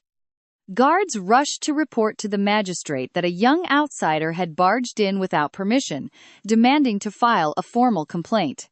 They said the intruder claimed this case directly concerns him, warning that anyone who kicks him out will regret it deeply. At first, the magistrate wanted to order him whipped to death on the spot, but hesitated as he weighed the consequences. And that is where we leave things. One wrong move and everything falls. What do you think happens next? Come along with me as we see how a single misstep can cost an entire family their lives. He rushed to court, but I was already waiting. I stood tall in the great hall. He entered flanked by guards banging spears on the stone, demanding absolute heavy silence. Banging his gavel, he demanded my name. Staring straight into his eyes without flinching, I answered, Shao Shu, of the Shao family. Lord of the Bamboo Grove, serving directly under the Guardian Prince. By our ancestral family laws, my people hold a very special privilege. We never kneel before any court, and we deserve a seat of honor. I assume you are quite familiar with that ancient tradition. His face turned completely pale. He had just promised his nephew that I would never dare show up, yet here I stood. Outside, a massive crowd gathered to watch the drama unfold. Xiao Quan, trailing right behind his uncle, nearly fainted at my sight. He almost slipped off his crutches. Meanwhile, Li Hong, nephew of the powerful Li Dingjian, happened to pass by and peered inside. Spotting me in the crowd, he stopped, intrigued. Even he could tell the great magistrate was completely losing his grip on the room. I had walked straight into the lion's den not to fight with brute force, but to win. I stood firm in the center. I let Huang Wenhua spew all his wild accusations about treason and illegal armor. He slammed his gavel, already feeling victorious. The crowd outside gasped in pure shock. An old man in the audience whispered that this was my inevitable tragic downfall. A scholar lamented my fate, while Xiao Quan cheered on his crutches. Even Li Hong, watching closely from the crowd, began breaking into a cold sweat, calculating how much silver a bribe to save me would cost. But I was not helpless. Now pay attention, because you and I know I did not come empty-handed. I demanded, "You want to discuss illegal armor? Then let's talk about the 500 heavily armed soldiers you hide in East River Valley, all wearing full steel armor. By imperial decree, any non-royal noble who gathers more than 100 armed men is instantly guilty of open rebellion. And for over 500, it means execution for 3 generations." Huang's face turned white. His darkest secret was out. He stammered that I was lying, but I kept pressing. His official salt business is nothing but a cover for smuggling. He sells black market salt to bandits and northern barbarians. That is high treason and directly aiding the imperial enemy. A capital offense punishable by death. I knew exactly what I was walking into and prepared thoroughly before showing my face. Xiao Quan's father had plenty of enemies. I used my contacts and a powerful information guild to gather devastating evidence. I bought detailed ledgers of all Huang's crimes. It cost me plenty of fine liquor, but the truth was worth every drop. The man panicked completely. He ordered 4 guards to beat me and drag me straight to the dark punishment cells. And here is the twist you and I were waiting for, my trump card. I already sent 50 riders to the capital. Each carries 100 letters detailing his crimes. If I do not return home safe and sound within a few days, the entire imperial court will know what he did. He will not just lose his rank, his head will roll too. Huang Wenhua glared at me with pure, burning rage. I held his gaze, and we locked eyes in absolute silence. Finally, his eyes wavered with sheer terror. He dismissed the guards, and the bailiff announced that this case was highly complex.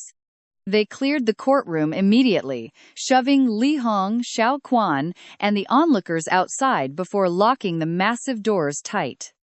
The heavy doors slammed shut. Alone in his private chamber, Huang dropped the act and asked what I wanted from him. His gaze was cold and poisonous, but I saw the panic underneath. I calmly delivered my terms in a quiet voice. First, release my 3 wives immediately and drop all charges. Second, publicly declare that the accusation regarding the steel armor was merely a misunderstanding and apologize formally. Third, I want every single stable and property belonging to Xiao Quan. Every horse and silver coin will be mine. Prepare the official transfer deed for the guardian prince to sign. I considered seizing his salt monopoly, but having already secured Li Dingjian's trade routes, I avoided taking unnecessary risks. Pushing a corrupt, desperate man too far would invite needless trouble. He glared at me with absolute pure venom. He wanted to shred me to pieces, but had no choice. He agreed to free my wives, apologize, and transfer the land today. I wouldn't give him a few days to plot a betrayal. 30 minutes later, the heavy courtroom doors swung wide open. The crowd rushed back inside. The magistrate stood tall and officially announced that the charges regarding the illegal armor were completely baseless. He offered a public apology for the error and ordered my wives to be released immediately. Yi Qingwan ran sobbing into my arms, fearing we would never meet again. Niu Xie's eyes overflowed with tears. Xiao threw her arms around us so hard I nearly stumbled. I apologized for arriving late and causing them pain. Let that sink in for a second. A judge apologizing and freeing a treason suspect? The crowd could not believe their eyes. Whispers spread that my accusations might actually be true. Meanwhile, Xiao Quan watched the entire scene, completely frozen in shock. Come along with me for this. His powerful uncle fell to his knees in submission, and the shock sent him crashing down, unable to stand up due to his broken leg. The crowd erupted into mocking laughter as I slowly walked over and knelt right in front of him. Long time no see, Xiao Quan. Did you miss me? His face flushed red with pure rage, warning me not to celebrate my victory just yet. I smirked, whispering that his precious stables were mine now. Plus, I wonder what will happen when the border guard commander finds out. Will he keep living in his grand mansion, or lose his titles and privileges to be banished forever as a mere peasant? Xiao Quan's eyes stretched wide with absolute terror. In just a matter of seconds, his entire mental defense completely crumbled. He passed out right there, unable to handle it. In the crowd, Li Hong watched everything with a suppressed excitement that was hard to hide. He gave me a subtle nod of approval, and I nodded back, keeping a safe distance so we wouldn't arouse any suspicion. I didn't want to expose our alliance in public. It was too risky, and it would instantly make him a target for Huang Wenhua's bloody revenge. That very afternoon, I stepped into the Grand Stables mansion. It was a massive estate, easily 10 times larger than my humble bamboo cottage. 48 servants lined up to welcome me. Leaning on his crutch, Xiao Quan endured the furious glare of his very own uncle. He had no choice but to hand everything over without a fight. Land deeds, maps, warehouse keys, livestock records, and all account books. He looked like a defeated rooster, head hanging low and spirit crushed. I accepted it all without a single second of hesitation. Now look at this. Everything that miserable snake built became mine in an instant. That very night, my wives and I moved in. Our new home was an absolute masterpiece. It had multiple courtyards, 48 servants at our beck and call, and stables packed with livestock. Horses, cattle, sheep, and camels grazed on lush green pastures split by a beautiful river. This place was 5 times larger than our old garden. Armed with this insane wealth, I immediately began purging the estate of spies. I kicked out every single one of Xiao Quan's loyalists without mercy. His assassins and bodyguards were banished. In their place, I stationed 50 armored spearmen, 15 crossbowmen, and 50 elite guards to protect us. They patrolled in shifts all through the night. To celebrate and comfort my beloved wives after all this chaos, I prepared a very special dinner. A mouth-watering mutton hot pot. Using a traditional copper pot, I mixed my own secret spices until the broth was boiling vigorously. I tossed in 5 pounds of thinly sliced mutton. At the very first bite, Yi Qingwen's eyes lit up with joy, and Miaoxi reacted the exact same way. Even Xia slammed the table, demanding liquor. So I brought out my private reserve, a very special alcohol I brewed myself and never sell. Made from premium grains and aged inside fresh bamboo stalks, the aroma gave the liquor a clean, incredibly refreshing, and unique finish. Xia downed an entire cup, her cheeks flushing red from the heat, and immediately praised its superior taste over any other liquor. Still, Miaoxi had a trace of worry lingering in her eyes. She warned me that Huang Wenhua would never let such a massive humiliation slide. I know what you're thinking, sleeping in enemy territory is insanely dangerous. But don't worry, I had everything calculated to keep us safe. I turned this mansion into a fortress. While my wives rested, I stayed up all night working on my real treasure. 1,000 pounds of rock salt from the Li estate. Using my knowledge of modern chemistry, I began dissolving it all in warm water. Next, I systematically filtered out toxic impurities through complex chemical processes to purify the salt safely and effectively. It took me the entire night. The dissolving process lasted an hour, and purification took quite some time before I could boil the mixture. I poured the clean salt water into every available pot and started boiling it to evaporate the water and crystallize the purified salt. By dawn, everything was moving according to plan. I tasked Shanner's wife with leading the maids to keep a constant eye on the fire. They had to ensure the water evaporated without burning the salt. 1,000 pounds of raw salt would yield around 600 or 700 of pure salt. This premium quality can be sold to nobles for at least 100 taels per pound, making it a highly coveted luxury item in the market. This will become the most lucrative business I have ever built in this world. I am about to turn something ordinary into an immense fortune. Turning a simple resource into an exclusive high society luxury, all while keeping my secret safe. After that, I slept straight through until noon. The grueling effort of working all night left me completely exhausted. Suddenly, Shan-er's wife came bursting into my room, absolutely thrilled. Gasping for breath, she excitedly yelled that the salt was ready. I rushed over to the third courtyard immediately to see the results. At the bottom of the pots lay a thick layer of perfect white crystals, completely free of that disgusting yellowish tint. There was no trace of bitterness or bad odors, just incredibly clean, sparkling salt as white as freshly fallen snow. I scooped some up with a spatula to inspect it closely. It was perfect. Right then, Shan-er's wife timidly knelt before me. She looked nervous but hopeful. Her 3 children were weak and constantly fatigued due to a severe lack of basic nutrients in their diet. With a trembling voice, she asked if she could buy some raw salt, docking it from her husband's pay. I stared at this 34-year-old woman. She had deep, dark circles from staying up all night, her honest face covered in sweat from working so hard to watch over my boiling pots. Forget the raw salt, take this premium salt home. And that's where we leave our hero, proving that true loyalty always gets rewarded. Check this out! You and I are jumping right into a moment that completely blew their minds. In the common market, this fine salt cost up to 50 silver coins. They never imagined people of their low class would ever taste salt so clean and white.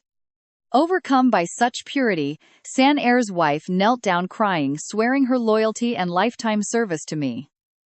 The other 5 knelt down instantly, pressing their foreheads to the ground. I did not stop them. In this feudal world, accepting their gratitude is the best way to earn their trust. Pulling them up too quickly and casually would only confuse them. So, I told them I would slaughter 2 more sheep today, so everyone could enjoy a great banquet.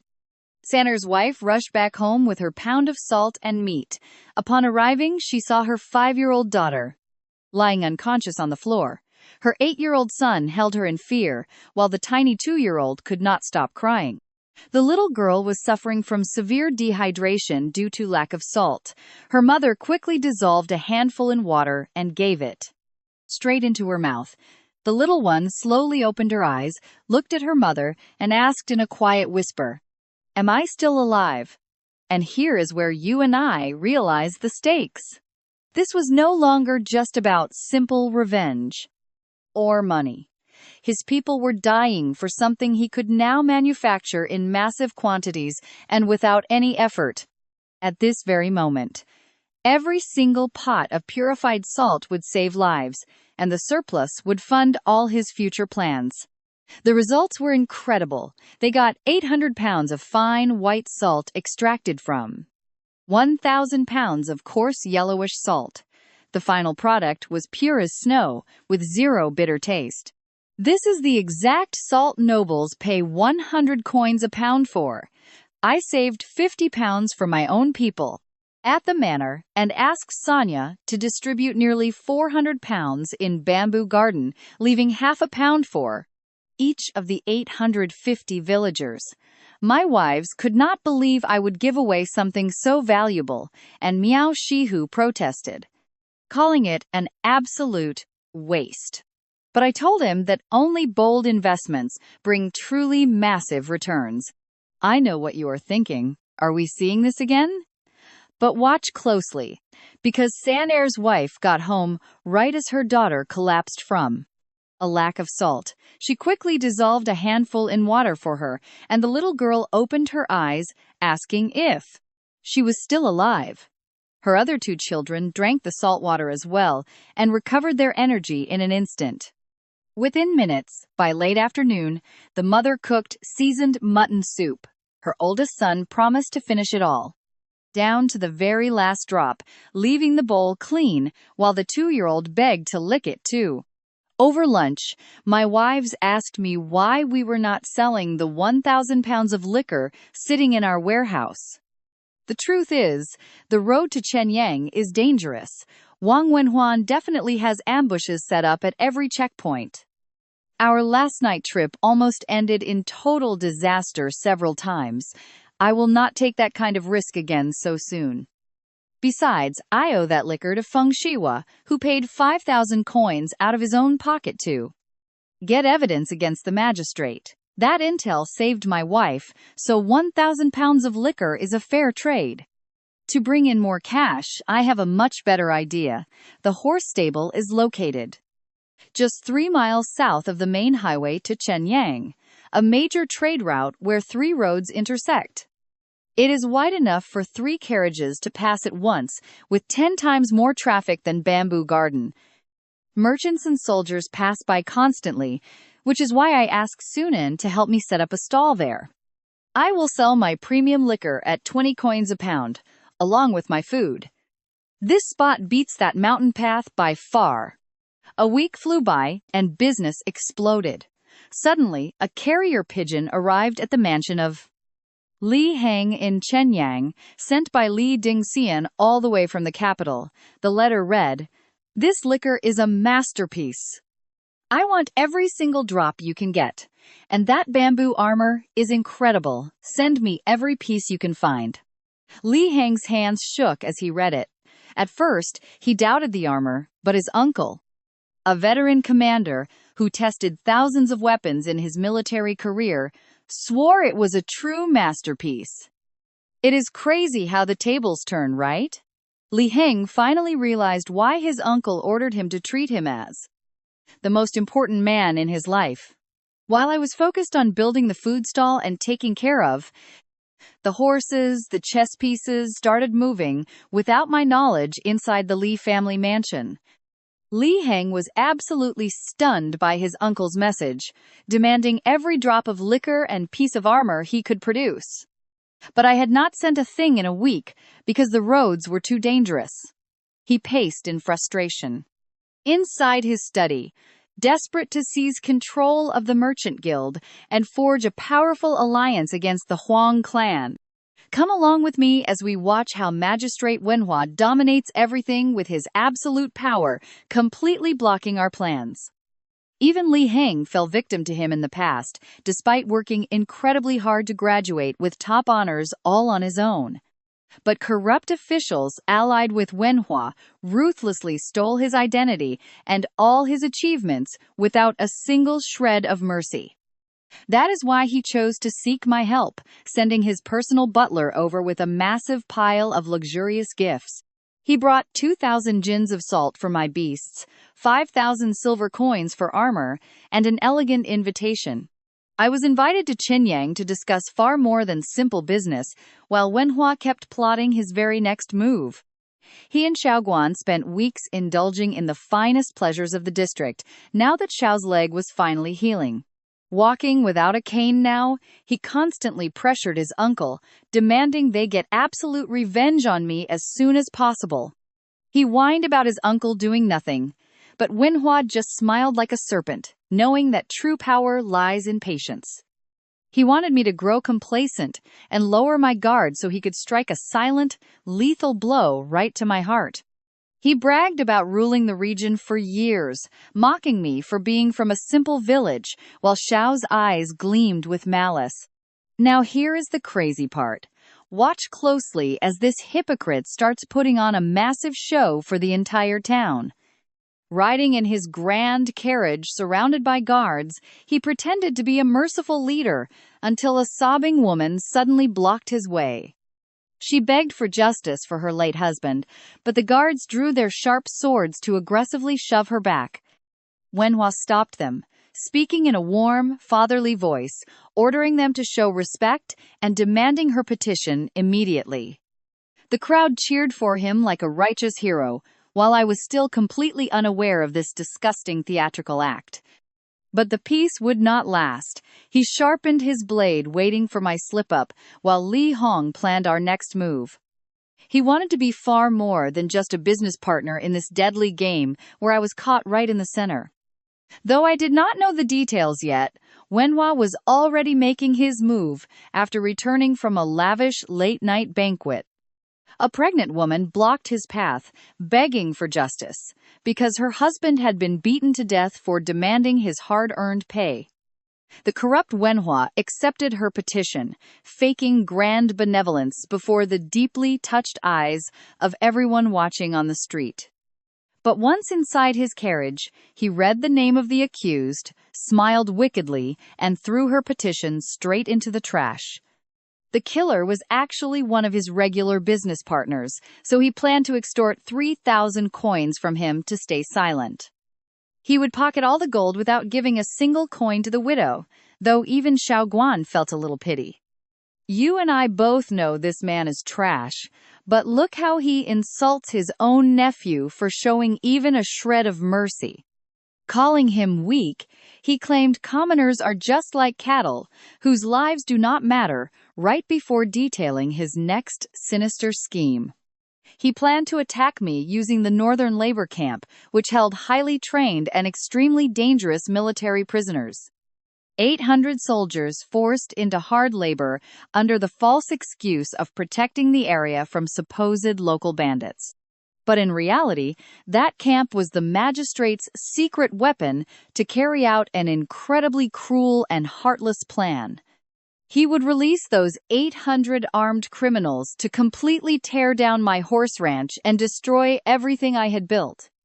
He would blame the raid on a prison riot, then capture any survivors as slaves to seize all my property. And if I fought back and won, he would label me a traitor for attacking official troops. A trap with absolutely no escape. Xiao Guan was literally shaking with pure excitement, seeing the twisted, flawless plan put together by his incredibly cunning uncle. Meanwhile, my food stall on the main road near the ranch was pulling in an unimaginable fortune day after day. The location was perfect, a strategic trade crossroads with 10 times more traffic than my previous sales spots. Merchants, soldiers, and imperial travelers stopped by daily to enjoy our top-shelf liquors and exceptionally delicious foods. I sold 500 gins daily, pulling in nearly 10,000 coins with absurdly low production costs of just 3 silver coins. I produced 50 gins of pure liquor, and each 4-coin sheep sold fully cooked for a massive 50 coins more. It was an absolute goldmine of a profit margin until a rider came rushing out of the woods with urgent news. 2 men from the powerful Li family were looking for me, and I instantly knew Li Hong wanted to seal our alliance. I ordered my men to guide them to my residence and hurried over, a terrible gut feeling looming over my head. Wenhua's prolonged silence was highly suspicious. It was a calm that felt far too fake to be real. That man is a venomous snake, waiting to strike, and losing those stables must have hurt him too much to stay quiet. I know he is planning something devastating, and the longer this quiet lasts, the more brutal the storm will be. Stay tuned, because you and I are about to see if this alliance with Li Hong can save us from total ruin. All right, You and I both know that in Chenyang, I desperately need allies with powerful connections, and I bet Li Hong does too. He wants something from me. There is a storm coming, but this time, I plan on seeing it before it hits us. Two of Li Hong's messengers arrived at the stables carrying lavish gifts, 5,000 taels and 2,000 jins of salt. They brought an invitation for a private talk in Chenyang. I accepted the gifts but told them to turn back and ask Li Hong to send his own caravan. I am not risking a night journey through hostile enemy territory. I promised to keep sending wine and bamboo armor, but I will visit only when safe. I offered my finest wine, 1 jin for each, along with enough stewed mutton for the road. They left with massive, happy smiles on their faces. It was like they won the lottery. Once they left, Xihua asked what was too urgent to put in writing. I have my own suspicions too. Whatever it is, it must be massive, a matter of national security. Or a huge political secret he dares not write down. But right now, leaving is out of the question. On my last trip, my wives were almost kidnapped. The enemy is still lurking in the shadows, so I must stay. But watch closely, because right as I was guarding the estate, Xihua brought a massive crisis I never saw coming. Since she took over the stables, the keepers have not stopped reporting urgent issues with our horses, cows, and sheep. They refuse to eat without salt and supplements, which ran out 2 weeks ago. When I heard the numbers, my head throbbed. 620 adult horses and 530 young ones need 2 ounces daily. Just for them, we need over 200 jins a day. Plus, we have 3,000 cows, 20,000 sheep, and 360 camels. They all eat nearly an ounce daily, requiring another 2,000 jins, and each jin costs 10 taels. That totals 40,000 taels a day. My 10,000 taels of daily profit now look like absolute pocket change. When Zhao Quan ran this, there were no issues because he used his uncle's shady connections to source cheap or free salt and resell it on the black market, but I do not have those dirty ties. I ordered them to use the 2,000 jins of salt Li Hong brought to handle this crisis immediately. Then I told my son to slaughter 50 sheep for dinner. If we cannot feed them, we will eat them. But even with nearly 4,000 people eating at the farm and the stables, we will never finish that many. But keep watching, because what is heading our way will chill you to the bone. Over at the barren mountain prison camp, 800 convict soldiers are training shirtless under the burning sun. These massive, dangerous men practice relentlessly. Among them stands a giant named Sang Biao, a former imperial commander, exiled for confronting the corrupt imperial court.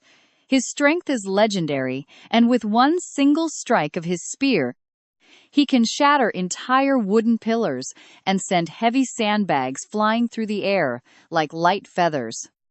This is the very army Huang Wenhua plans to send my way, 800 trained killers targeting my home. I did not know Sang Biao back then, but I could feel danger rolling in like distant thunder. The enemy is playing the long game here, and what happened before was just a damn warm-up. At the labor camp, everything is going exactly to Huang Wenhua's plan.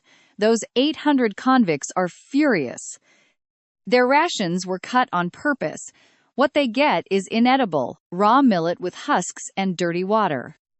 Watery soup without a single grain of rice. Men who mine, chop wood, and fight bandits, treated like beasts. Their leaders are 3 sworn brothers. The eldest, Yang San, is a smart former officer with a lethal gaze and a ruthless swordsman framed for refusing to do the dirty work of some corrupt nobles. The second is Sang Biao, that giant exiled from the capital for defying the elites in power. His spear breaks heavy wood effortlessly. The third, Zhao Shi, is slender but lightning fast. He is clever and has a weasel-like face. When the guards brought that awful slop, Sang Biao almost killed them. Yang San stopped him, just in time. Then, The guards delivered a message sent by Huang Wenhua. It claimed there was no budget, but a local thug had stables overflowing with livestock ripe for raiding. Sang Biao's anger immediately turned into pure excitement. Fighting and eating for free? He was absolutely ready. But Yang San smelled a trap. Why would the local magistrate give them permission to raid just like that? But his starving brothers and those 800 soldiers were already marching, so he joined to protect them. And that's where we leave it for today, with a massive army marching straight toward my home.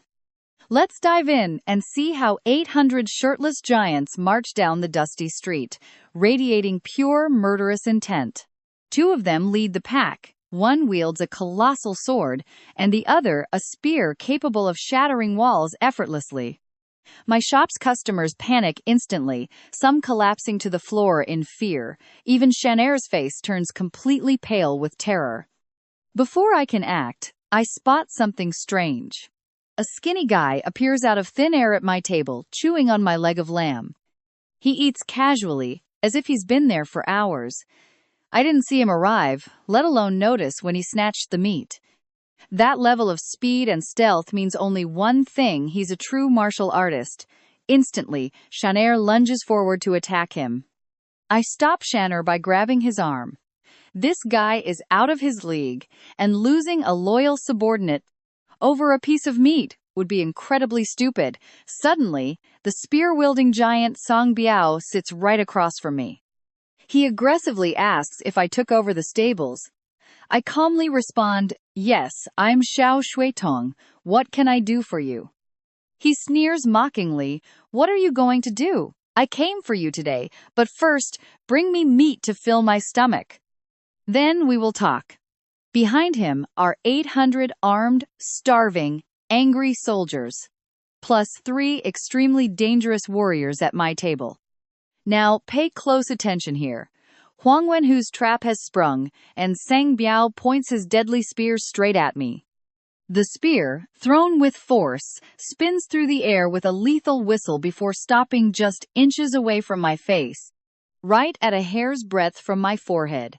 Everyone around us screams in horror, my men freeze, and Shanair tries to rush to my aid, but cannot move. I don't even blink, remaining completely steady, staring deep into the eyes of this massive giant. It is not that I'm fearless, my heart is pounding, but I understand men like him perfectly. People like this respect courage, never submission. Kneeling before a bully only invites them to trample you even more. Standing your ground is the only way to win them over. The quiet Yang San watches me with a sharp, calculating gaze. I feel like he's reading me like an open book. Meanwhile, the skinny thief, Cao Shi, suddenly pops up next to Yang San. He is still devouring my leg of lamb, watching me with a sly grin. That's when I speak up firmly. Raising my voice for all to hear, your spear is sharp, but using it to threaten unarmed innocents is beneath you. Would a true warrior ever act like this? On the Empire's northern border, enemies burn down villages and slaughter our innocent people. With your strength, I'd be at the front line spilling blood for a noble cause, not wasting time. Stealing meat from some roadside tavern. Every single word strikes Sang Biao like a heavy hammer. His face instantly flushes with deep shame. His fierce gaze vanishes completely, throwing his spear down as he curses his informants. You and I both love a good twist, and he can't even look at me now, muttering about making amends. He promises to return and beg for forgiveness on his knees. Next to him, Caoji quickly corrects him to save face. Then Yang San stands up and approaches me. For the very first time, his icy gaze softens with warmth. He tells me with deep respect that I am an admirable man, before bowing deeply and solemnly to me.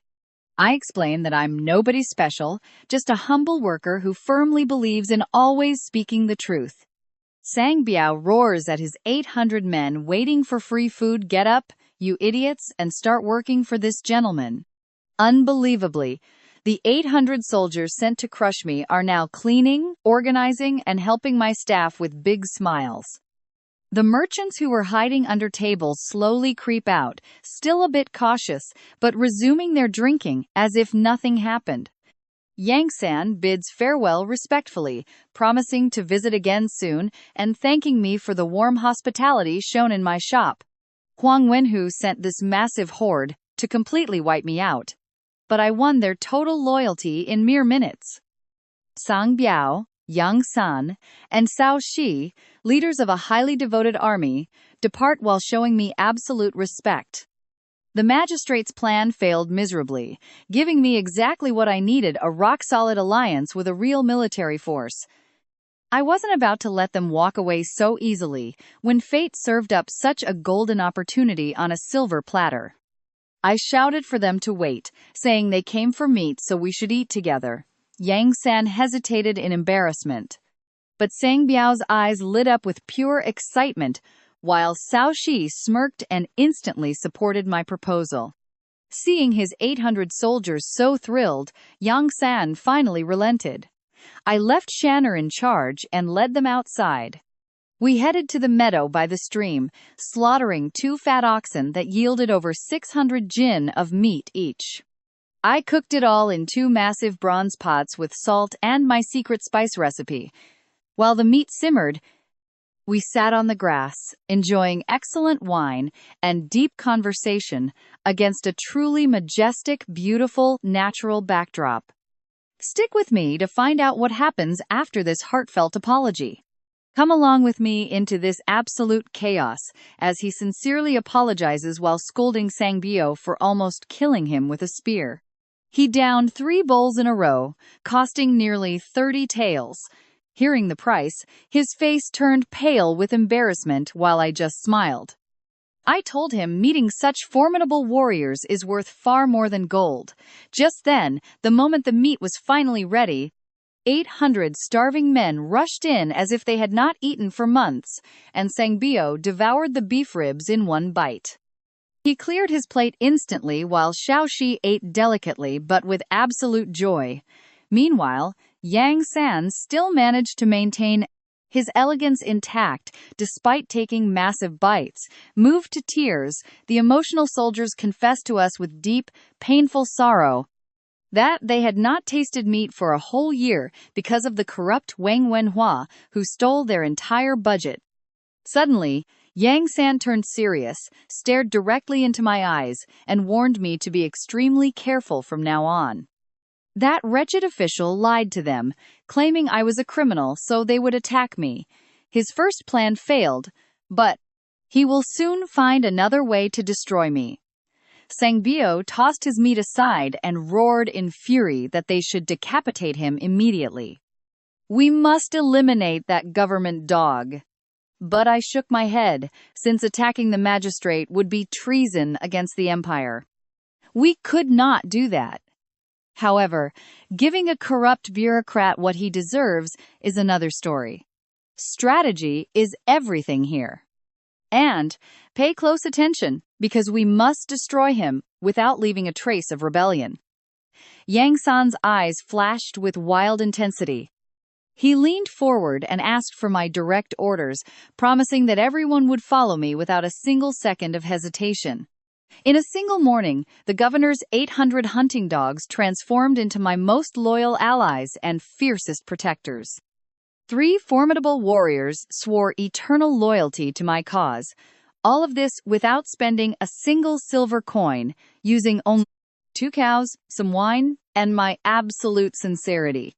That corrupt governor has no idea what kind of monster he has just unleashed. I leaned in to whisper the plan. We were going to rip off Wang Wenhua's hypocritical mask in front of the entire town. We would expose his fake piety and show his true nature to all the citizens, shattering his deception once and for all. He would lose the only shield a tyrant has, his supposed legitimacy. Hearing this, a massive grin spread across Yang San's face. It was amazing to witness. Sangbio finished his drink, slammed the table, and let out a booming laugh, while Xiaoxi clapped. His sharp eyes gleamed with mischief. I urged them to eat until they burst, devouring those 2 massive cows without hesitation. It was over 1,000 jins of meat. But I warned them not to take any back to camp to avoid suspicion. If the governor's spies spotted food from my ranch, they would know we aligned. Keeping this secret was absolutely critical. They could return to the stables whenever they liked and always be welcome. Those 800 men did not leave a single bone. They devoured absolutely everything. After that, Yang San gathered his army and they marched back, promising to return very soon. That night, inside the governor's grand mansion, he and Xiao Quan waited with growing impatience for their secret spy's report. I know you and I can already see their disappointment coming. While Xiao Quan savored my supposed defeat, the governor sipped tea. He bragged that anyone who ever stood in his way ended up 6 feet under. He even mocked my financial struggles. He believed that without his cheap resources, my livestock would starve, turning my hard-won victory into a noose around my neck. He thought all my efforts would completely crumble, but right at that moment his spy returned to the hall with news. He had closely tracked Yang San's troops all day. He confirmed that in the beginning, there was a violent clash. Sang Biu had even pointed his spear right at my face. But suddenly, inexplicably, they all began drinking and laughing together. They spent hours inside the stables and left declaring they were completely satisfied. That was the end of it for them. Xiao Quan flew into a rage, grabbing the spy by the neck, but the governor slapped him to calm him down. He handed 50 taels to the messenger and dismissed him. In a panic, Xiao Quan demanded to know their next move. The old fox did not lose his composure, but behind that cold gaze, he was already plotting his next dirty move. His trap involving 800 soldiers had totally failed. His starvation plan would take way too long to show real results. And as long as I kept gaining golden power, he could not win. He saw me as prey, but this prey bites. I have secured powerful allies, and I am ready to strike back. The board has shifted, and my plan is in motion. Before Yang San and his sworn brothers departed, I assigned them a special mission. They had to watch the enemy's every move. They must keep a low profile and wait until he exposes his lies to the public. His righteous disguise will fall. No matter how virtuous he pretends to be, internal corruption always comes to light. We just had to wait patiently for the moment. 2 days later, he officially announced an inspection tour, pretending to care deeply about the well-being of the common people. You and I both know that this is nothing but a trap. Seeing the public notice, Li Hang could only smile with pure contempt. Let's dive into this epic revenge. He knows the dirty plan behind that inspection is nothing but a complete lie.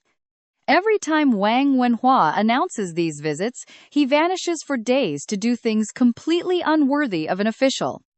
But check out the worst part. Li Heng tried exposing him 1,000 times, yet this guy lies without blinking. He just blames his accusers. Meanwhile, my 3 new allies, Yang San, Sang Bi, and the stealthy Cao Shi hide under bamboo hats to cover their marks. Seeing the notice, Yang San nods. Things are starting. Listen up. Alert everyone that this corrupt noble is finally on the move. Stick to the original plan. Sazi, you are the fastest. Out of the 3, he got the most crucial task. 2 days later, he was silently leaping across the Huan clan rooftops.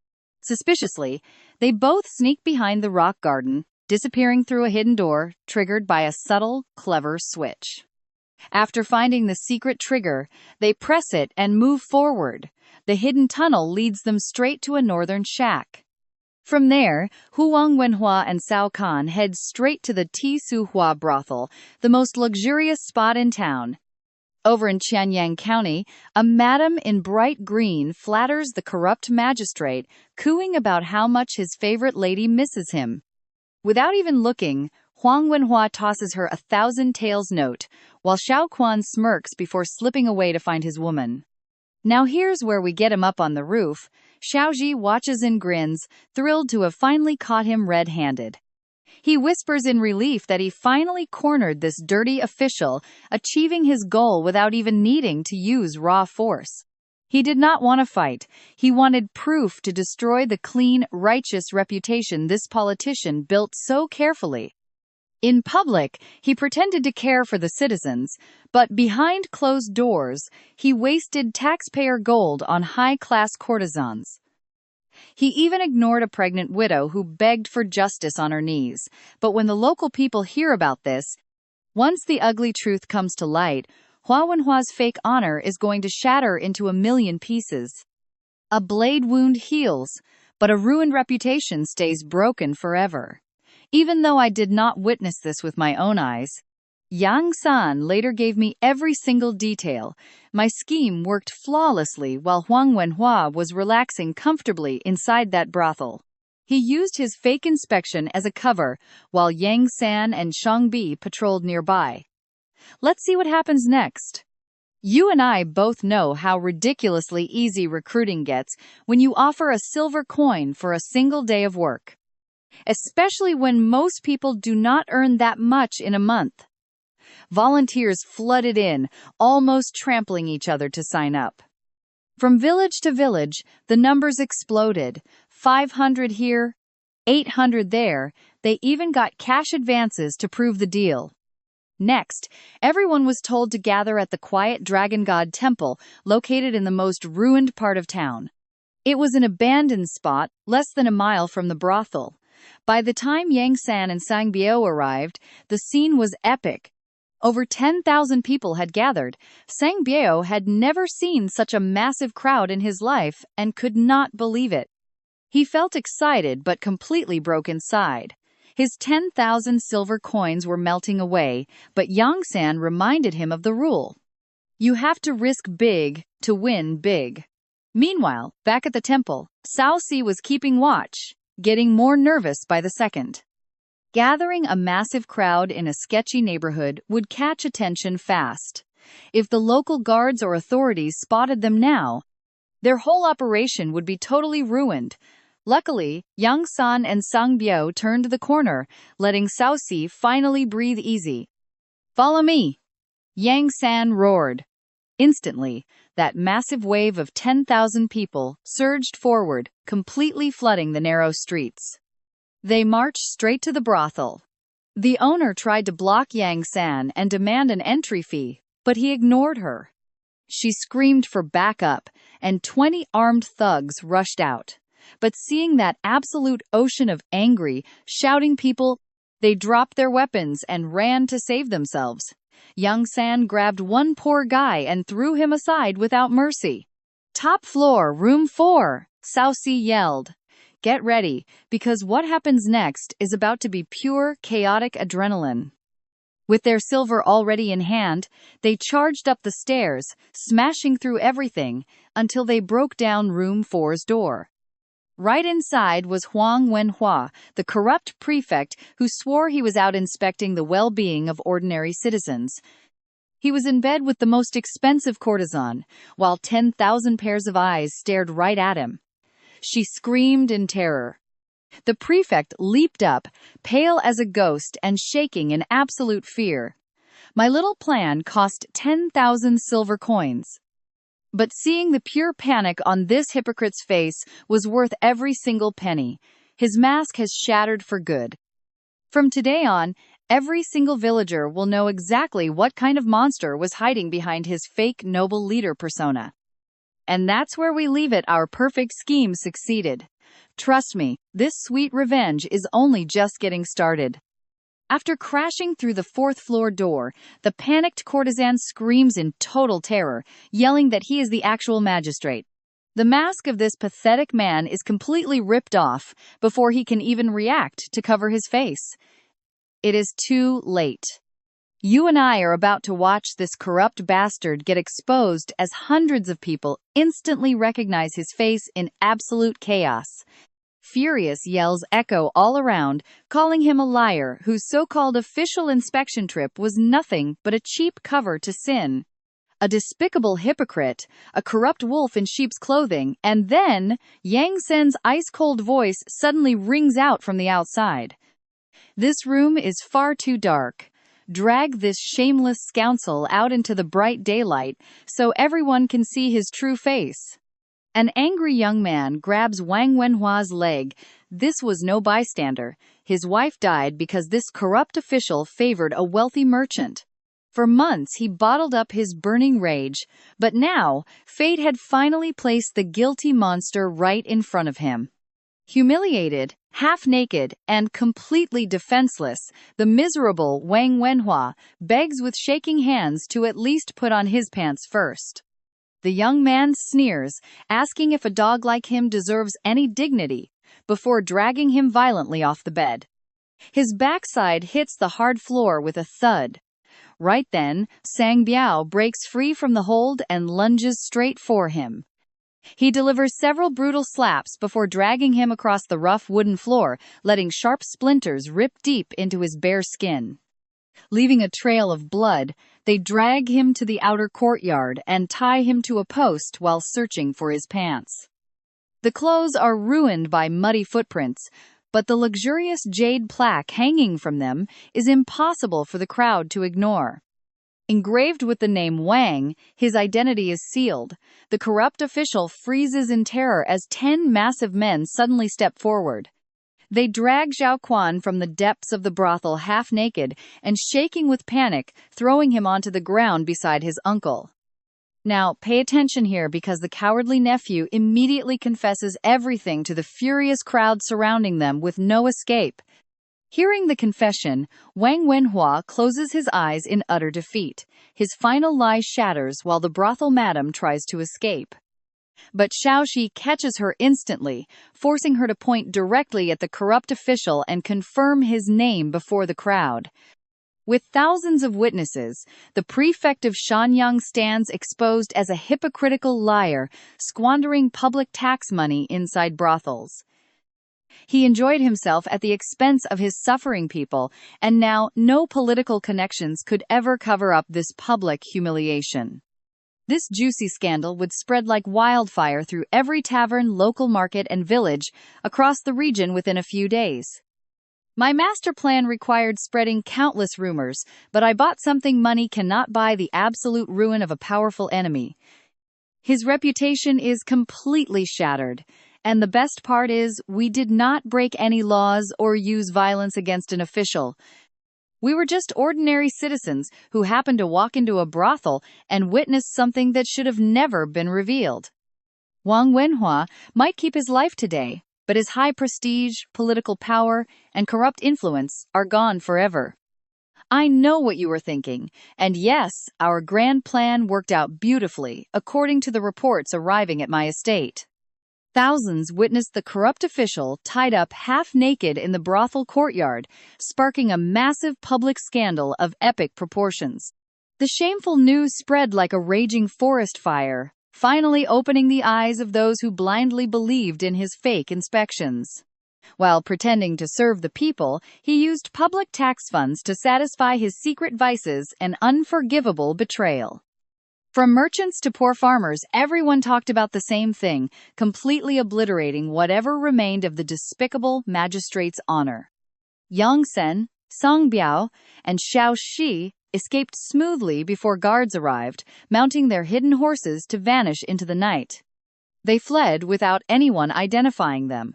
That very night, uncle and nephew lay face down in their manor, treating their wounds.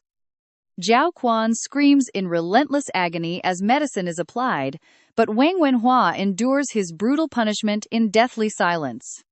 Once the doctor leaves, the nephew asks how he can tolerate such intense suffering, and the magistrate slowly opens his bloody mouth.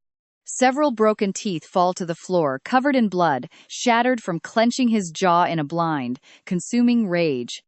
"I swear I will get revenge with my own hands," he snarls, his bloodshot eyes filled with absolute, pure hatred. The physical pain is not his greatest torment, it is knowing the flawless reputation he worked so hard to build is gone. Years of pretending to be an exemplary leader and organizing fake charity visits are reduced to a complete joke in a second. His fake mask is shattered in a single afternoon, turning him into the laughingstock of Shenyang and all neighboring regions. No citizen would ever trust him again, and his business partners would abandon him, collapsing the foundations of his entire empire. Everything is crumbling before him, but he quickly deduces who is behind this sabotage, completely ruling out the cowardly Li Hong. It was not the local merchants either. They lack the guts only one man could design such a ruthless masterstroke. It was Qian, he hisses, spitting blood as his shocked nephew gapes at the incredible audacity of their powerful rival. He completely underestimated us. This was not a crude sword fight, but a calculated, cold, and far more lethal strategic blow. In the end, you and I both know that losing his pride hurt more than any blade, destroying his status forever. Get ready, because we are about to see a guard arrive with news of 10,000 gathered participants. All right, let's jump right in. They paid 1 silver tael each, and the organizers vanished. 10,000 taels? Huang Wenhua muttered. What a great investment, he whispered coldly. His eyes now looked like a wounded beast, backed into a corner. He is more dangerous than ever. I humiliated him so badly that he will never recover his reputation or precious honor. And that means he has absolutely nothing left to lose. I know this does not end here, a cornered viper never backs down, but strikes with all its might. His next move will be his most desperate and dangerous yet. But for now, the people of Shenyang finally saw the true face of this corrupt magistrate. It was worth every single second. That night, Yang San, Sang Biao, and Zhao Shi went to the stables to celebrate with a massive feast.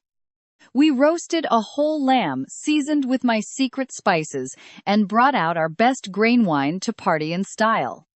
Now, pay attention here. The escape of the men who dragged Huang Wenhua right out of his bed was absolutely flawless. I secretly relocated over 300 people before the guards could track them down, left them with nothing but empty houses.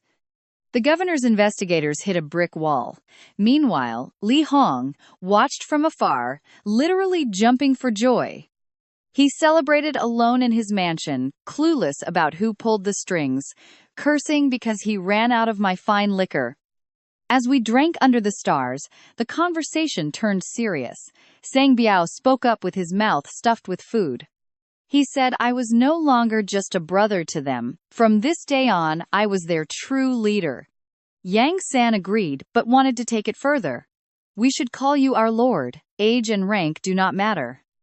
It is because of your incredible courage and cunning. I have never met anyone like you, my lord, Sang Biao admitted. He slammed his bowl on the table, swearing to go to hell and back for me without blinking. Even Zhao Shi turned serious. Dropping his usual smug smirk, he confessed he used to wander aimlessly, stealing, gambling, and chasing women. Exile had crushed his last hopes, but meeting me changed everything. He finally saw a future worth fighting for. I bet you and I would have accepted instantly, but I set 3 very strict conditions they had to follow. They had to obey my commands without question, no reckless actions. All 3 immediately dropped to their knees before me. They bowed their heads in deep respect, with Yang San in the center, flanked by Sang Biao and Zhao Shi. This was an absolute oath of loyalty, something sacred in this world. I told them to stand. They were mine. As a reward, I gave 50 fat sheep to each of them.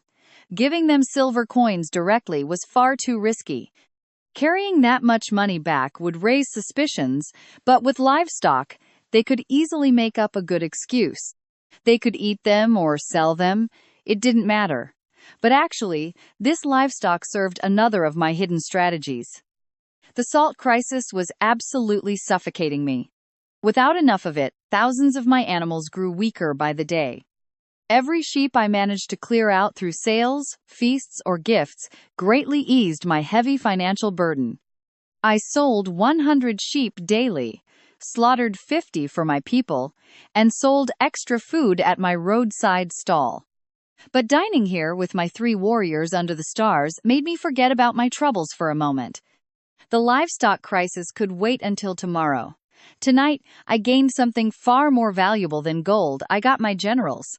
At dawn, the caravan sent by Li Hong arrived with nearly 100 pack animals ready to load the liquor. They traveled all night, so I let them rest in the old training courtyard before personally supervising the loading. 4,000 gins of my finest liquor were packed. I kept 300 gins for myself and special guests. The rest went on to the caravan. Before they set off, I sent a sealed, highly confidential letter to Li Hong. I could not speak openly of my plans. If my salt route with the list leaked, the magistrate would block it. Because of that, I asked Li Hong to immediately convert the entire payment for the liquor into grain salt. 80,000 silver taels had to be converted into salt, even though the price of this resource was ridiculously high. At 10 taels per gin, 80,000 only bought 8,000 gins of salt. A pitiful amount for my livestock. It would barely last a few days, but it was better than nothing. I had to keep them alive to reorganize. My current strategy required urgently thinning the herd. Sheep were the least valuable and consumed way too much salt. Their strategic value was low, so I ordered 50 sheep slaughtered daily to feed my hardworking men. We sold 100 at the market and sent the rest to the stall. We had to empty the pens quickly. That is how we save the valuable horses. Stick with me to find out how this intense trade war unfolds. That morning, I selected 100 fat sheep and headed to the Shanghai livestock market with Xia, plus 20 of my men. I sent Xia off with 2,000 taels to buy 500 gin of cheap liquor and 2,000 of soy. To make feed. When we reached the market, I paid the stall fee and started herding the flock into the pen at 5 taels each. A pretty fair price. My men started shouting to attract customers, but right at that moment, bad luck caught up with us. Now pay attention, because a low-ranking inspector and 5 henchmen just walked up to us with the most disgusting, mocking smirk. "You are Zhao Shua. From the stables, right?" Seeing him, I knew his game when he shouted that I had no right to sell here, and that he was confiscating my entire flock. His excuse? He claimed these sheep came from the royal stables, restricted territory, under the border guardian prince, and that I had no official papers proving that the stable legally belonged to me. In a legal way, a young man from Bamboo Gardens stepped up demanding justice, but I preferred to handle this myself. I spoke loudly on purpose, so everyone in the market would hear. It is true, I do not have the stable deeds with me, but I hold the official seal of Bamboo Garden, the land that the border guardian prince himself handed directly to me. And how exactly did you see that these sheep are from the stables and not Bamboo Garden? Show the proof, if you can prove it. Do not take 100 sheep, take 1,000, and I will say nothing. The crowd started whispering, completely agreeing with me. Some even gave me thumbs up in support. That inspector had absolutely no proof or papers, he was just a puppet. Now here is where it gets crazy, because Huang Wenhua's revenge is just getting started. He did not send soldiers or make direct accusations, but wanted to wear me down with 1,000 tiny cuts, suffocating me. He wanted to slowly choke my business until I went broke. It seems every official in Shenyang has been warned. To make things as difficult as possible for me, the path ahead will definitely be much harder than before. But I have survived worse crises with empty hands and I am still standing. In the end, that inspector had no choice.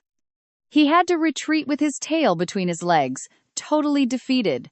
Without proof, he shut up and said nothing else. My Bamboo Garden seal is completely legit, so how could he prove where the sheep came from? My boys laughed. They smiled victoriously as they watched him walk away. He turned back to throw a final threat, but it was just empty words.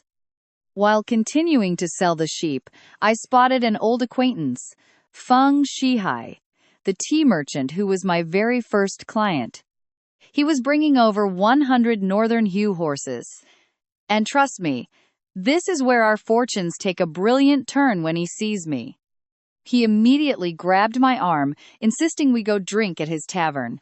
I told him I had been extremely busy lately, but I promised to send him a batch of liquor soon. Right then, he spotted my 100 sheep and decided to buy them all. For exactly 500 taels, no bargaining needed. For a man as rich as him, that amount was pocket change. Since the daily ingredients for his tavern cost more than that. But for me, every single silver coin was incredibly precious. Then, my eyes drifted over to his animals. They were genuine Hue horses. Tall, long-backed, and boasting incredibly strong legs. Built specifically for endurance and running at high speeds, if we compare them to what the northern barbarians ride. Our short-legged, thick-necked local horses look totally useless. This massive gap in quality explains so many of our defeats on the northern border. Then, Feng Shihai reminded me that he still owed me a horse from our first deal. At first, he promised me a standard one, worth 100 taels, but now he told me to choose any horse I wanted. No matter the price, up to 300 taels. I walked past the cheaper ones and stopped in front of a special group. They were stallions that had not been castrated. Most were mares or geldings, but among them were a few intact males. Just 12 pure stallions. They were larger, imposing, and expensive, ideal to become the top breeding sires for my ranch.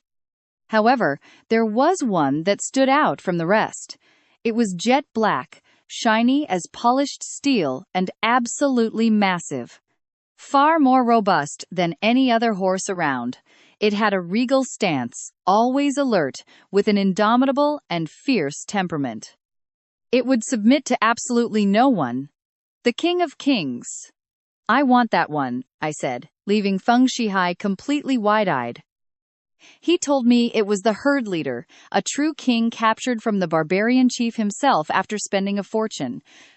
He wanted to sell it for 10,000 taels, but I answered without a second thought that I would take it and trade him.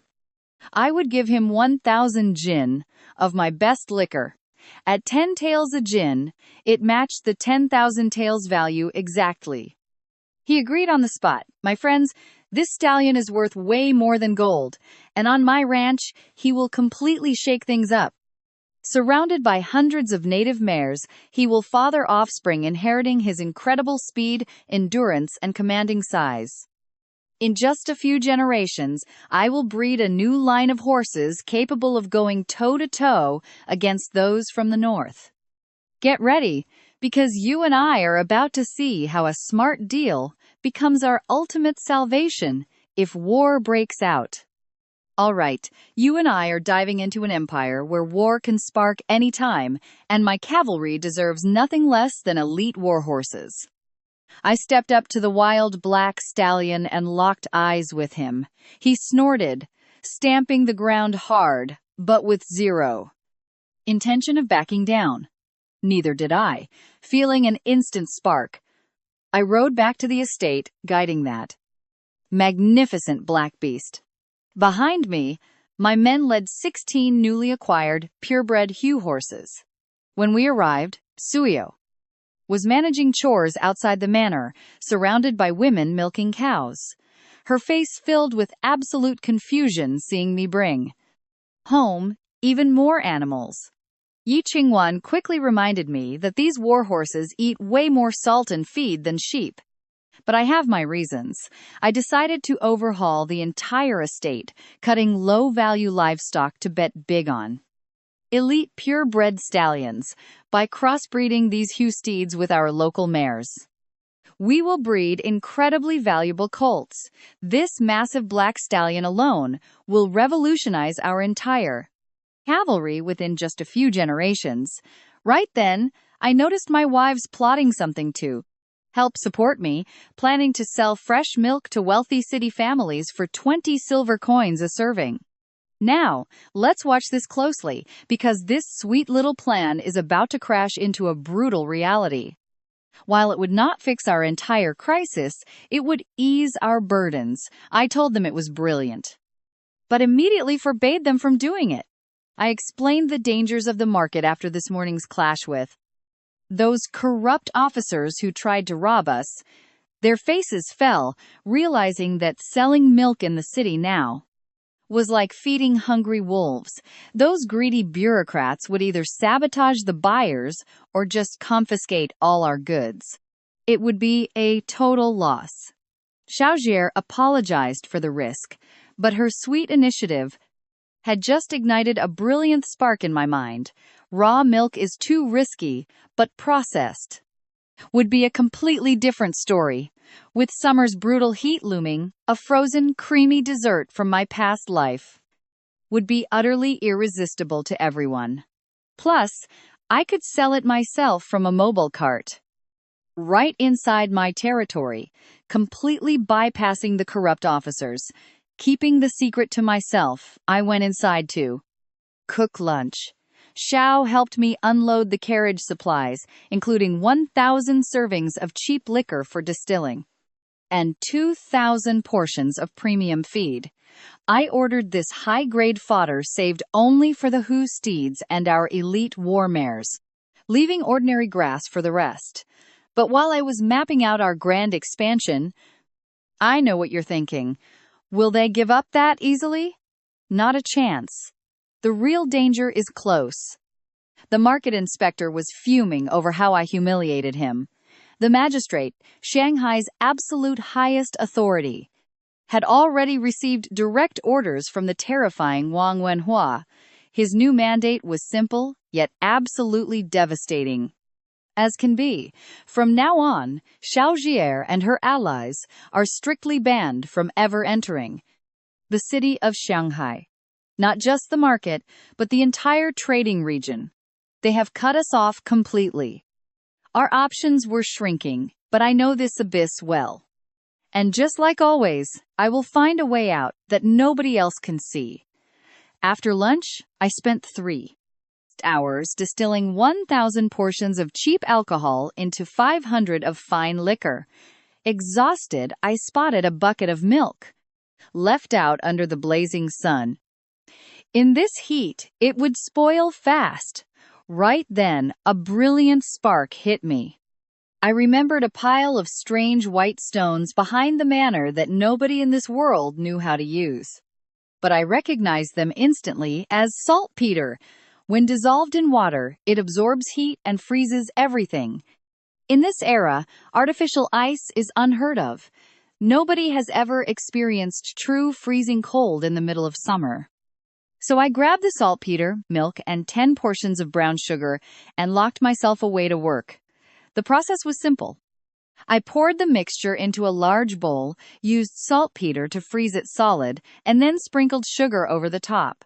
After 30 minutes, I had a bucket of frozen, creamy milk ice. Using a wooden mallet, I crushed the block into a soft, sweet snow texture topped with sugar. A refreshing treat, bursting with rich dairy flavor. Under this relentless summer sun, this was pure paradise. I brought a bowl to my wives who were melting in the heat. Fanning themselves did absolutely nothing. Xiao took the first bite, and her eyes went wide with shock. She devoured spoonful after spoonful. Next, Miaoxier took the cup. Raised in high nobility, she knew every luxury. You and I both know what a little genius can achieve in tough times, right? Our payback is just getting started. She couldn't stop after the very first bite. Staring in absolute disbelief, she asked if I really created this exquisite treat myself. All right, let's dive into this crazy plan. Yes, it is made with that same fresh milk from this morning. But can we actually sell this? Absolutely, he replied without a second of hesitation. The wealthy will go completely wild for this. Exactly what I wanted to hear. mixing 100 gins of milk with 400 gins of water gives us over 500 gins of frozen dessert. Each gin yields 2 cups at 5 taels each. We could make up to 5,000 taels from milk that would have spoiled today. I ordered C to pack up and take 10 men to our outpost, right on the main highway. Evening was approaching, and the heat was unbearable. Every traveler walking along that dusty path had to be absolutely desperate for a cold treat to cool down. Ji immediately sprang into action, loading the frozen barrels onto the carriage, surrounding them with ice blocks so they would not melt, and headed north. Even though I was banned from Shanghai City, my stand was on the main highway, on my own land. The village chief's band does not reach here, and in this crazy heat, customers will come running straight to me. Ice cream in a world that has never seen ice during summer. It is a unique product nobody can possibly copy. I created it, I sell it, and I control everything. Even if that annoying Han Wenhua shuts the city gates or harasses my merchants, or turns those low-ranking officials against me, he can never stop the locals from craving what nobody else can give them. Now watch closely. That afternoon was scorching hot, the ultimate moment to hang up my big sign for cold, fresh milk and sweet ice on the shed. Then, I just sat back and waited. Soon, merchants and landowners riding on horses passed by, sweating buckets under the blazing sun. One of them, a wealthy landowner named Han, saw my sign and could not believe his eyes. Ice in the middle of summer? His companion insisted it was a scam, but Han still rode over, desperate for anything to ease the suffocating heat. The moment he drew near the stand, he felt a freezing breeze blowing from the carriage packed with ice. His eyes widened in absolute shock. This was the master key of my entire plan. I was not selling it for coins, but for trade. A single cup of sweet ice was worth 12.5 gins of pure salt, or 20 gins of brown sugar. In cash, that was 5 to 6 taels a cup, a tiny price for those wealthy elites. While allowing me to stock up on vital resources, Han hesitated at first, but one bite of that cold treat was all it took to blow his mind. The second bite was pure bliss, and by the third, he was completely hooked. He instantly ordered 10 more cups for his family. You and I both know they did not see this coming, but he asked if I sold large blocks of ice. I told him I sold ice blocks in bulk. 1 gin of salt for 1 gin of ice, or 90 gins for every 100. The other merchants and landowners watching from behind fell into a state of total hysteria. Everyone started yelling over each other to buy first, ordering 100 gins here, 200 there. Some wanted the ice to cool down their mansions, while the clever ones saw a chance to resell this dessert in the city and double their profits. In less than an hour, the rumors reached Shanghai City.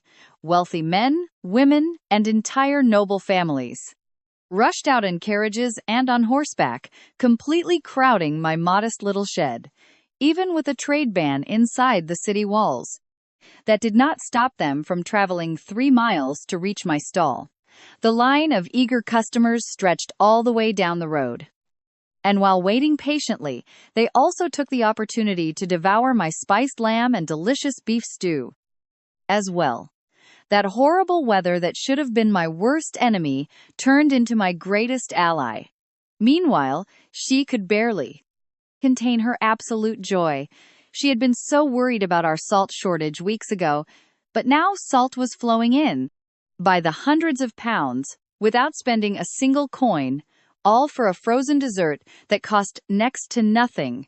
When my accountant handed over the evening report, we already had 506 gins of salt, 600 of sugar, and 2,000 of cheap liquor without spending a single silver coin. That leader banned me from his city, so I made his own people come running to me instead. He blocked my salt supply, so I made something so irresistible that they deliver it right to my doorstep with huge smiles. This business had only been open a few hours and it already changed everything. The success of this idea completely crushed my wildest expectations. As the sun began to set, the crowd kept pouring in. From Shanghai without stopping, local merchants closed their shops early just to ride over. Tavern owners fought to buy our ice to attract customers. Rich noble families demanded giant blocks to cool down their mansions during the boiling hot night. The crowd grew to over 1,000 people, blocking the highway in both directions. Even Costa, that arrogant market inspector, came riding in to see what all the fuss was about. But the second he realized that I was the ice seller, his face twisted with pure envy and rage. He was dying for a cup of ice, a greedy guy who only took that market job to stay close to the food. After threatening me today, he did not dare buy directly. That is how a bad guy crumbles. You and I love to see it. He even tried to bribe two wealthy youths with 10 taels to buy him a cup, but they rejected him with utter contempt. Come along with me to see how this guy runs to report me to the governor. Honestly, I could not care less. Every minute he wasted on his evil plans, my ice was turning into salt, sugar, and cheap liquor. These were the vital resources to save my farm. That very afternoon, that report was already traveling to another mansion. It reached Huang Wenhua, who was dining in the garden while recovering from that embarrassing brothel incident. At the mention of my name, the governor froze, and his wineglass slipped from his hand immediately. It shattered on the ground. He read the letter with murderous eyes and, with bottled rage, muttered through gritted teeth, "How can that dog make ice?" He did not expect this. His initial plan was simple and patient: block my salt. Cut my supply routes so my animals would die and my people would weaken, waiting for us to fall. A slow suffocation using government power, but I just blew a massive hole right through all his plans. When people gladly bring salt to get ice, his blockade is useless. Xiao Quan, sitting opposite him, was trembling. But watch closely. His nephew is not trembling for revenge, but out of pure greed for my ice secret. He begged his uncle for the liquor and ice recipes once they finished me off. The old man stared at him. He looked at him with utter contempt, demanding he prove his worth first. Xiao Quan, ever the opportunist, suggested using family ties at the royal residence to protect his uncle's position, demanding future profits. Even while beaten down, those two were already splitting wealth they did not even own. But whatever, that was their stupid problem, not mine. My path was much simpler: make ice, gather more salt, and grow stronger day by day. Every single day one brought me closer to a level where nobody could touch me. And honestly, today had been an excellent day. I was in a great mood. We collected 1,200 jin of salt before closing, doubling our initial goal.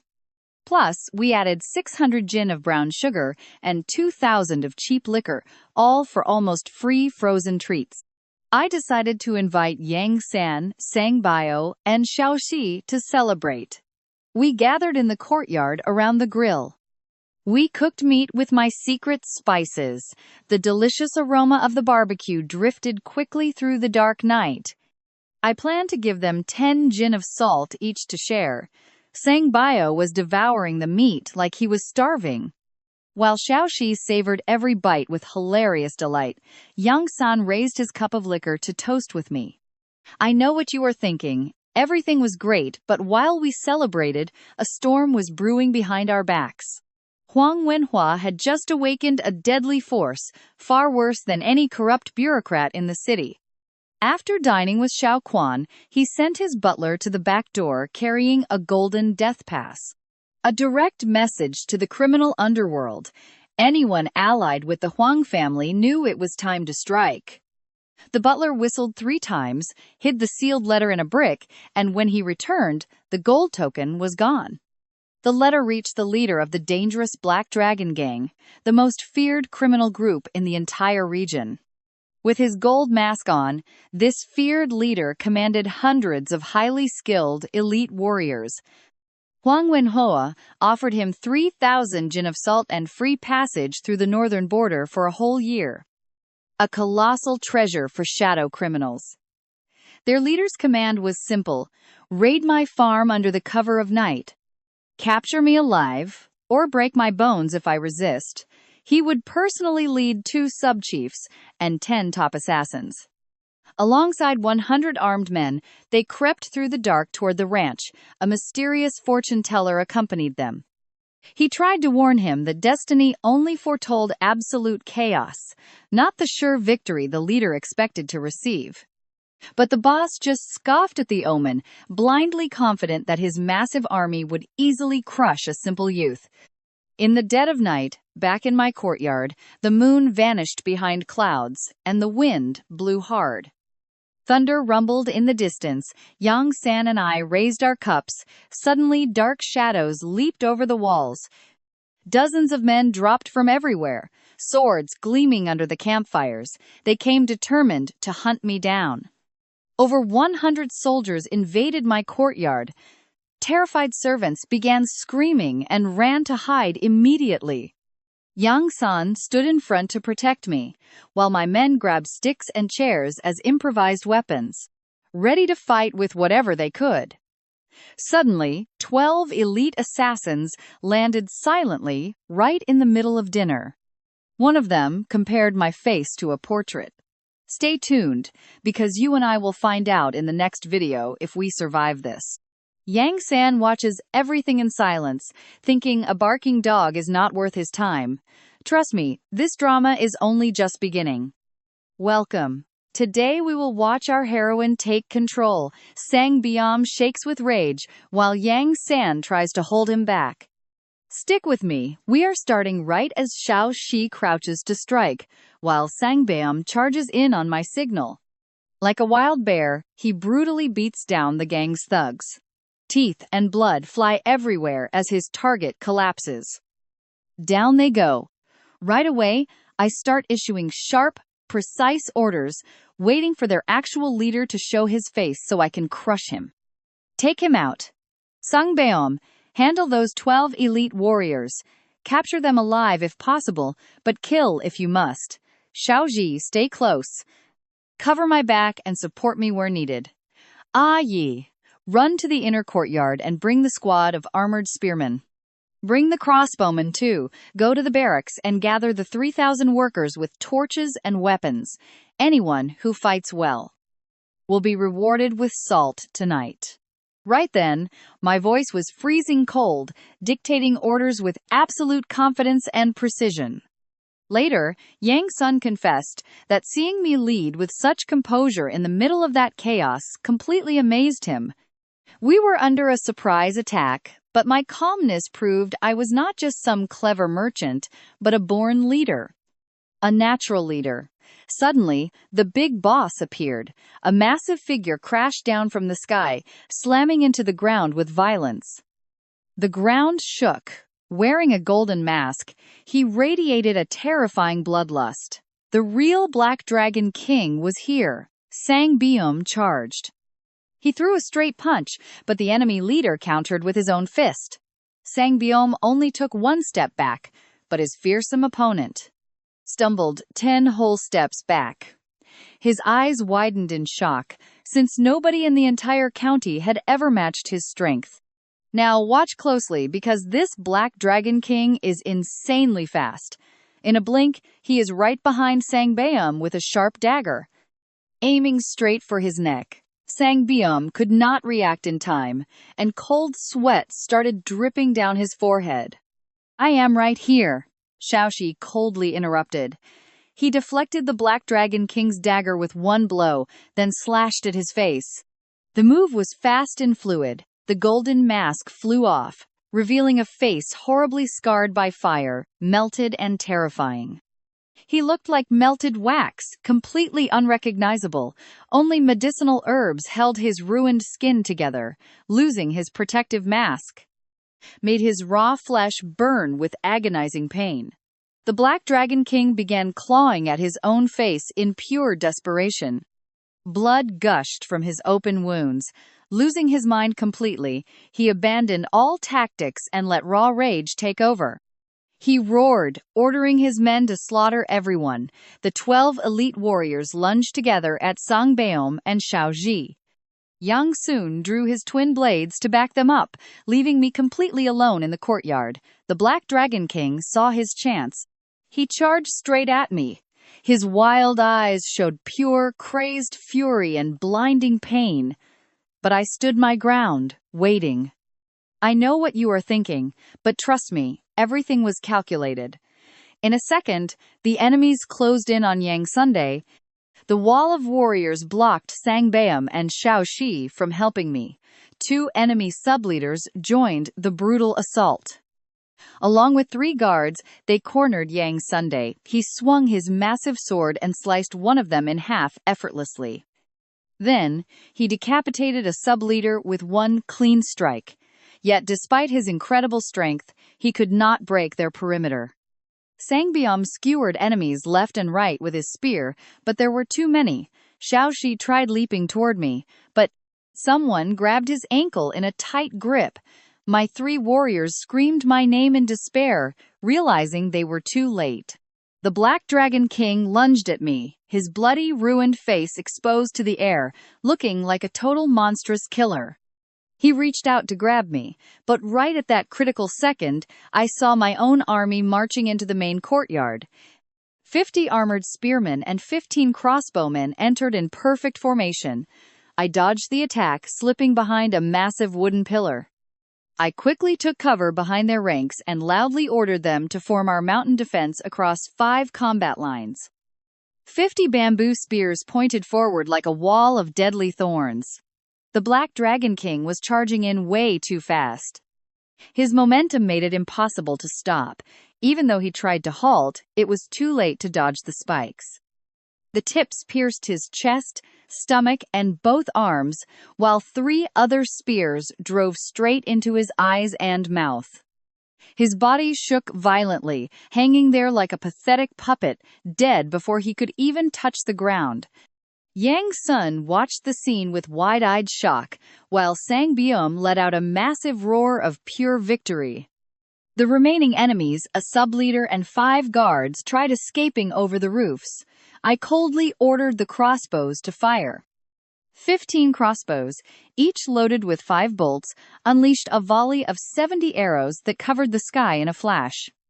The fleeing targets were riddled in midair and crashed hard to the ground. Only one somehow managed to survive. He pressed against the wall to save himself, despite having 3 arrows in his body. The rest of the grunts, about 100 gang members, panicked and leaped over the walls to flee. Sangbeom grabbed his spear and chased them. He and Shaoxi began the hunt, while thousands of our allies arrived. And that is where we leave today's massive victory. Watch how a flawless, crushing ambush completely traps these violent criminals, leaving them with absolutely no way out. Let's jump right into the action as these desperate mercenaries scramble into a stream, crawling upstream toward their tied-up horses. Out of the original 100 men, only 60 soaked survivors remained, shivering in the freezing cold and gripped by absolute despair. They mounted in a panicked rush, but they made a fatal miscalculation. My black stallion, the undisputed king of horses, was grazing right there, with his herd of 15 subordinate stallions and the mares he had claimed as his own territory. Suddenly, 100 strange horses invaded his land. The king of horses was not about to tolerate that kind of disrespect. He charged out of the shadows like a living battering ram, neighing with a wild fury that shook the ground beneath his hooves. Watch closely. Here he stood right before the enemy leader's mare to claim absolute dominance, completely bowing her to his will. The other enemy horses buckled to their knees at his commanding roar, leaving 60 armed criminals completely frozen in shock. They were trapped on beasts paralyzed by fear, completely submitted to an untamable king who bowed his head to no one. Well, except to me lately. My stallion just accomplished what an entire army couldn't, completely paralyzing the enemy force. Not a single horse budged. The riders kicked and whipped them desperately, but the animals refused to take even one step. They stood frozen, their ears flattened in total submission. The villains had absolutely no idea what the hell was happening.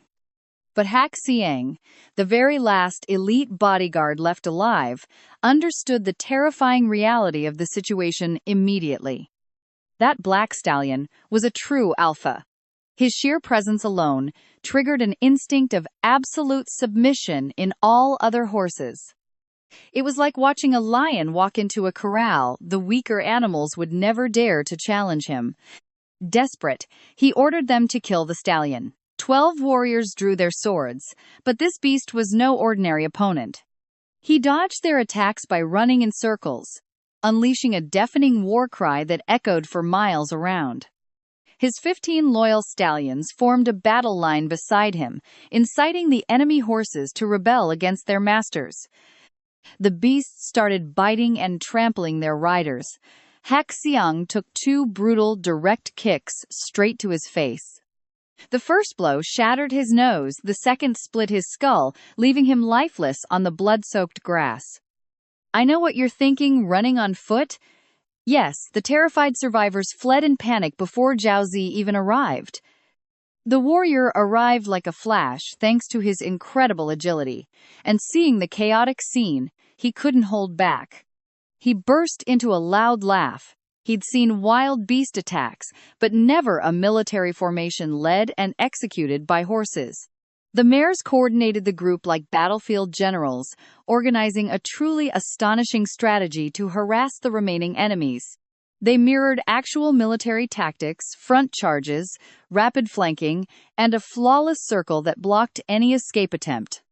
All of this happened under their king's vocal commands. Zhao Zi didn't even bother fighting, he just enjoyed the show. An hour later I arrived with Xia and thousands of torch-bearing laborers, finding 31 enemies utterly defeated on the ground.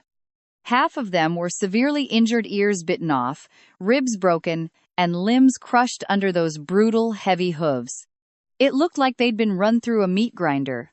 Then, the majestic stallion trotted calmly over to me. He nuzzled my chest and licked my arm.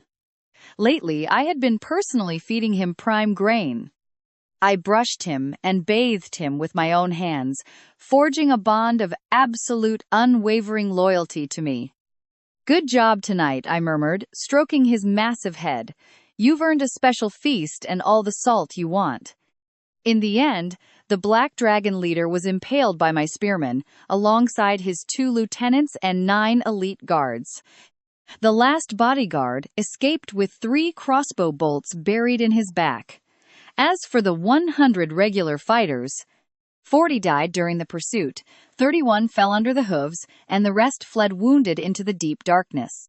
Wang Wenhua's entire criminal network was completely dismantled in a single night.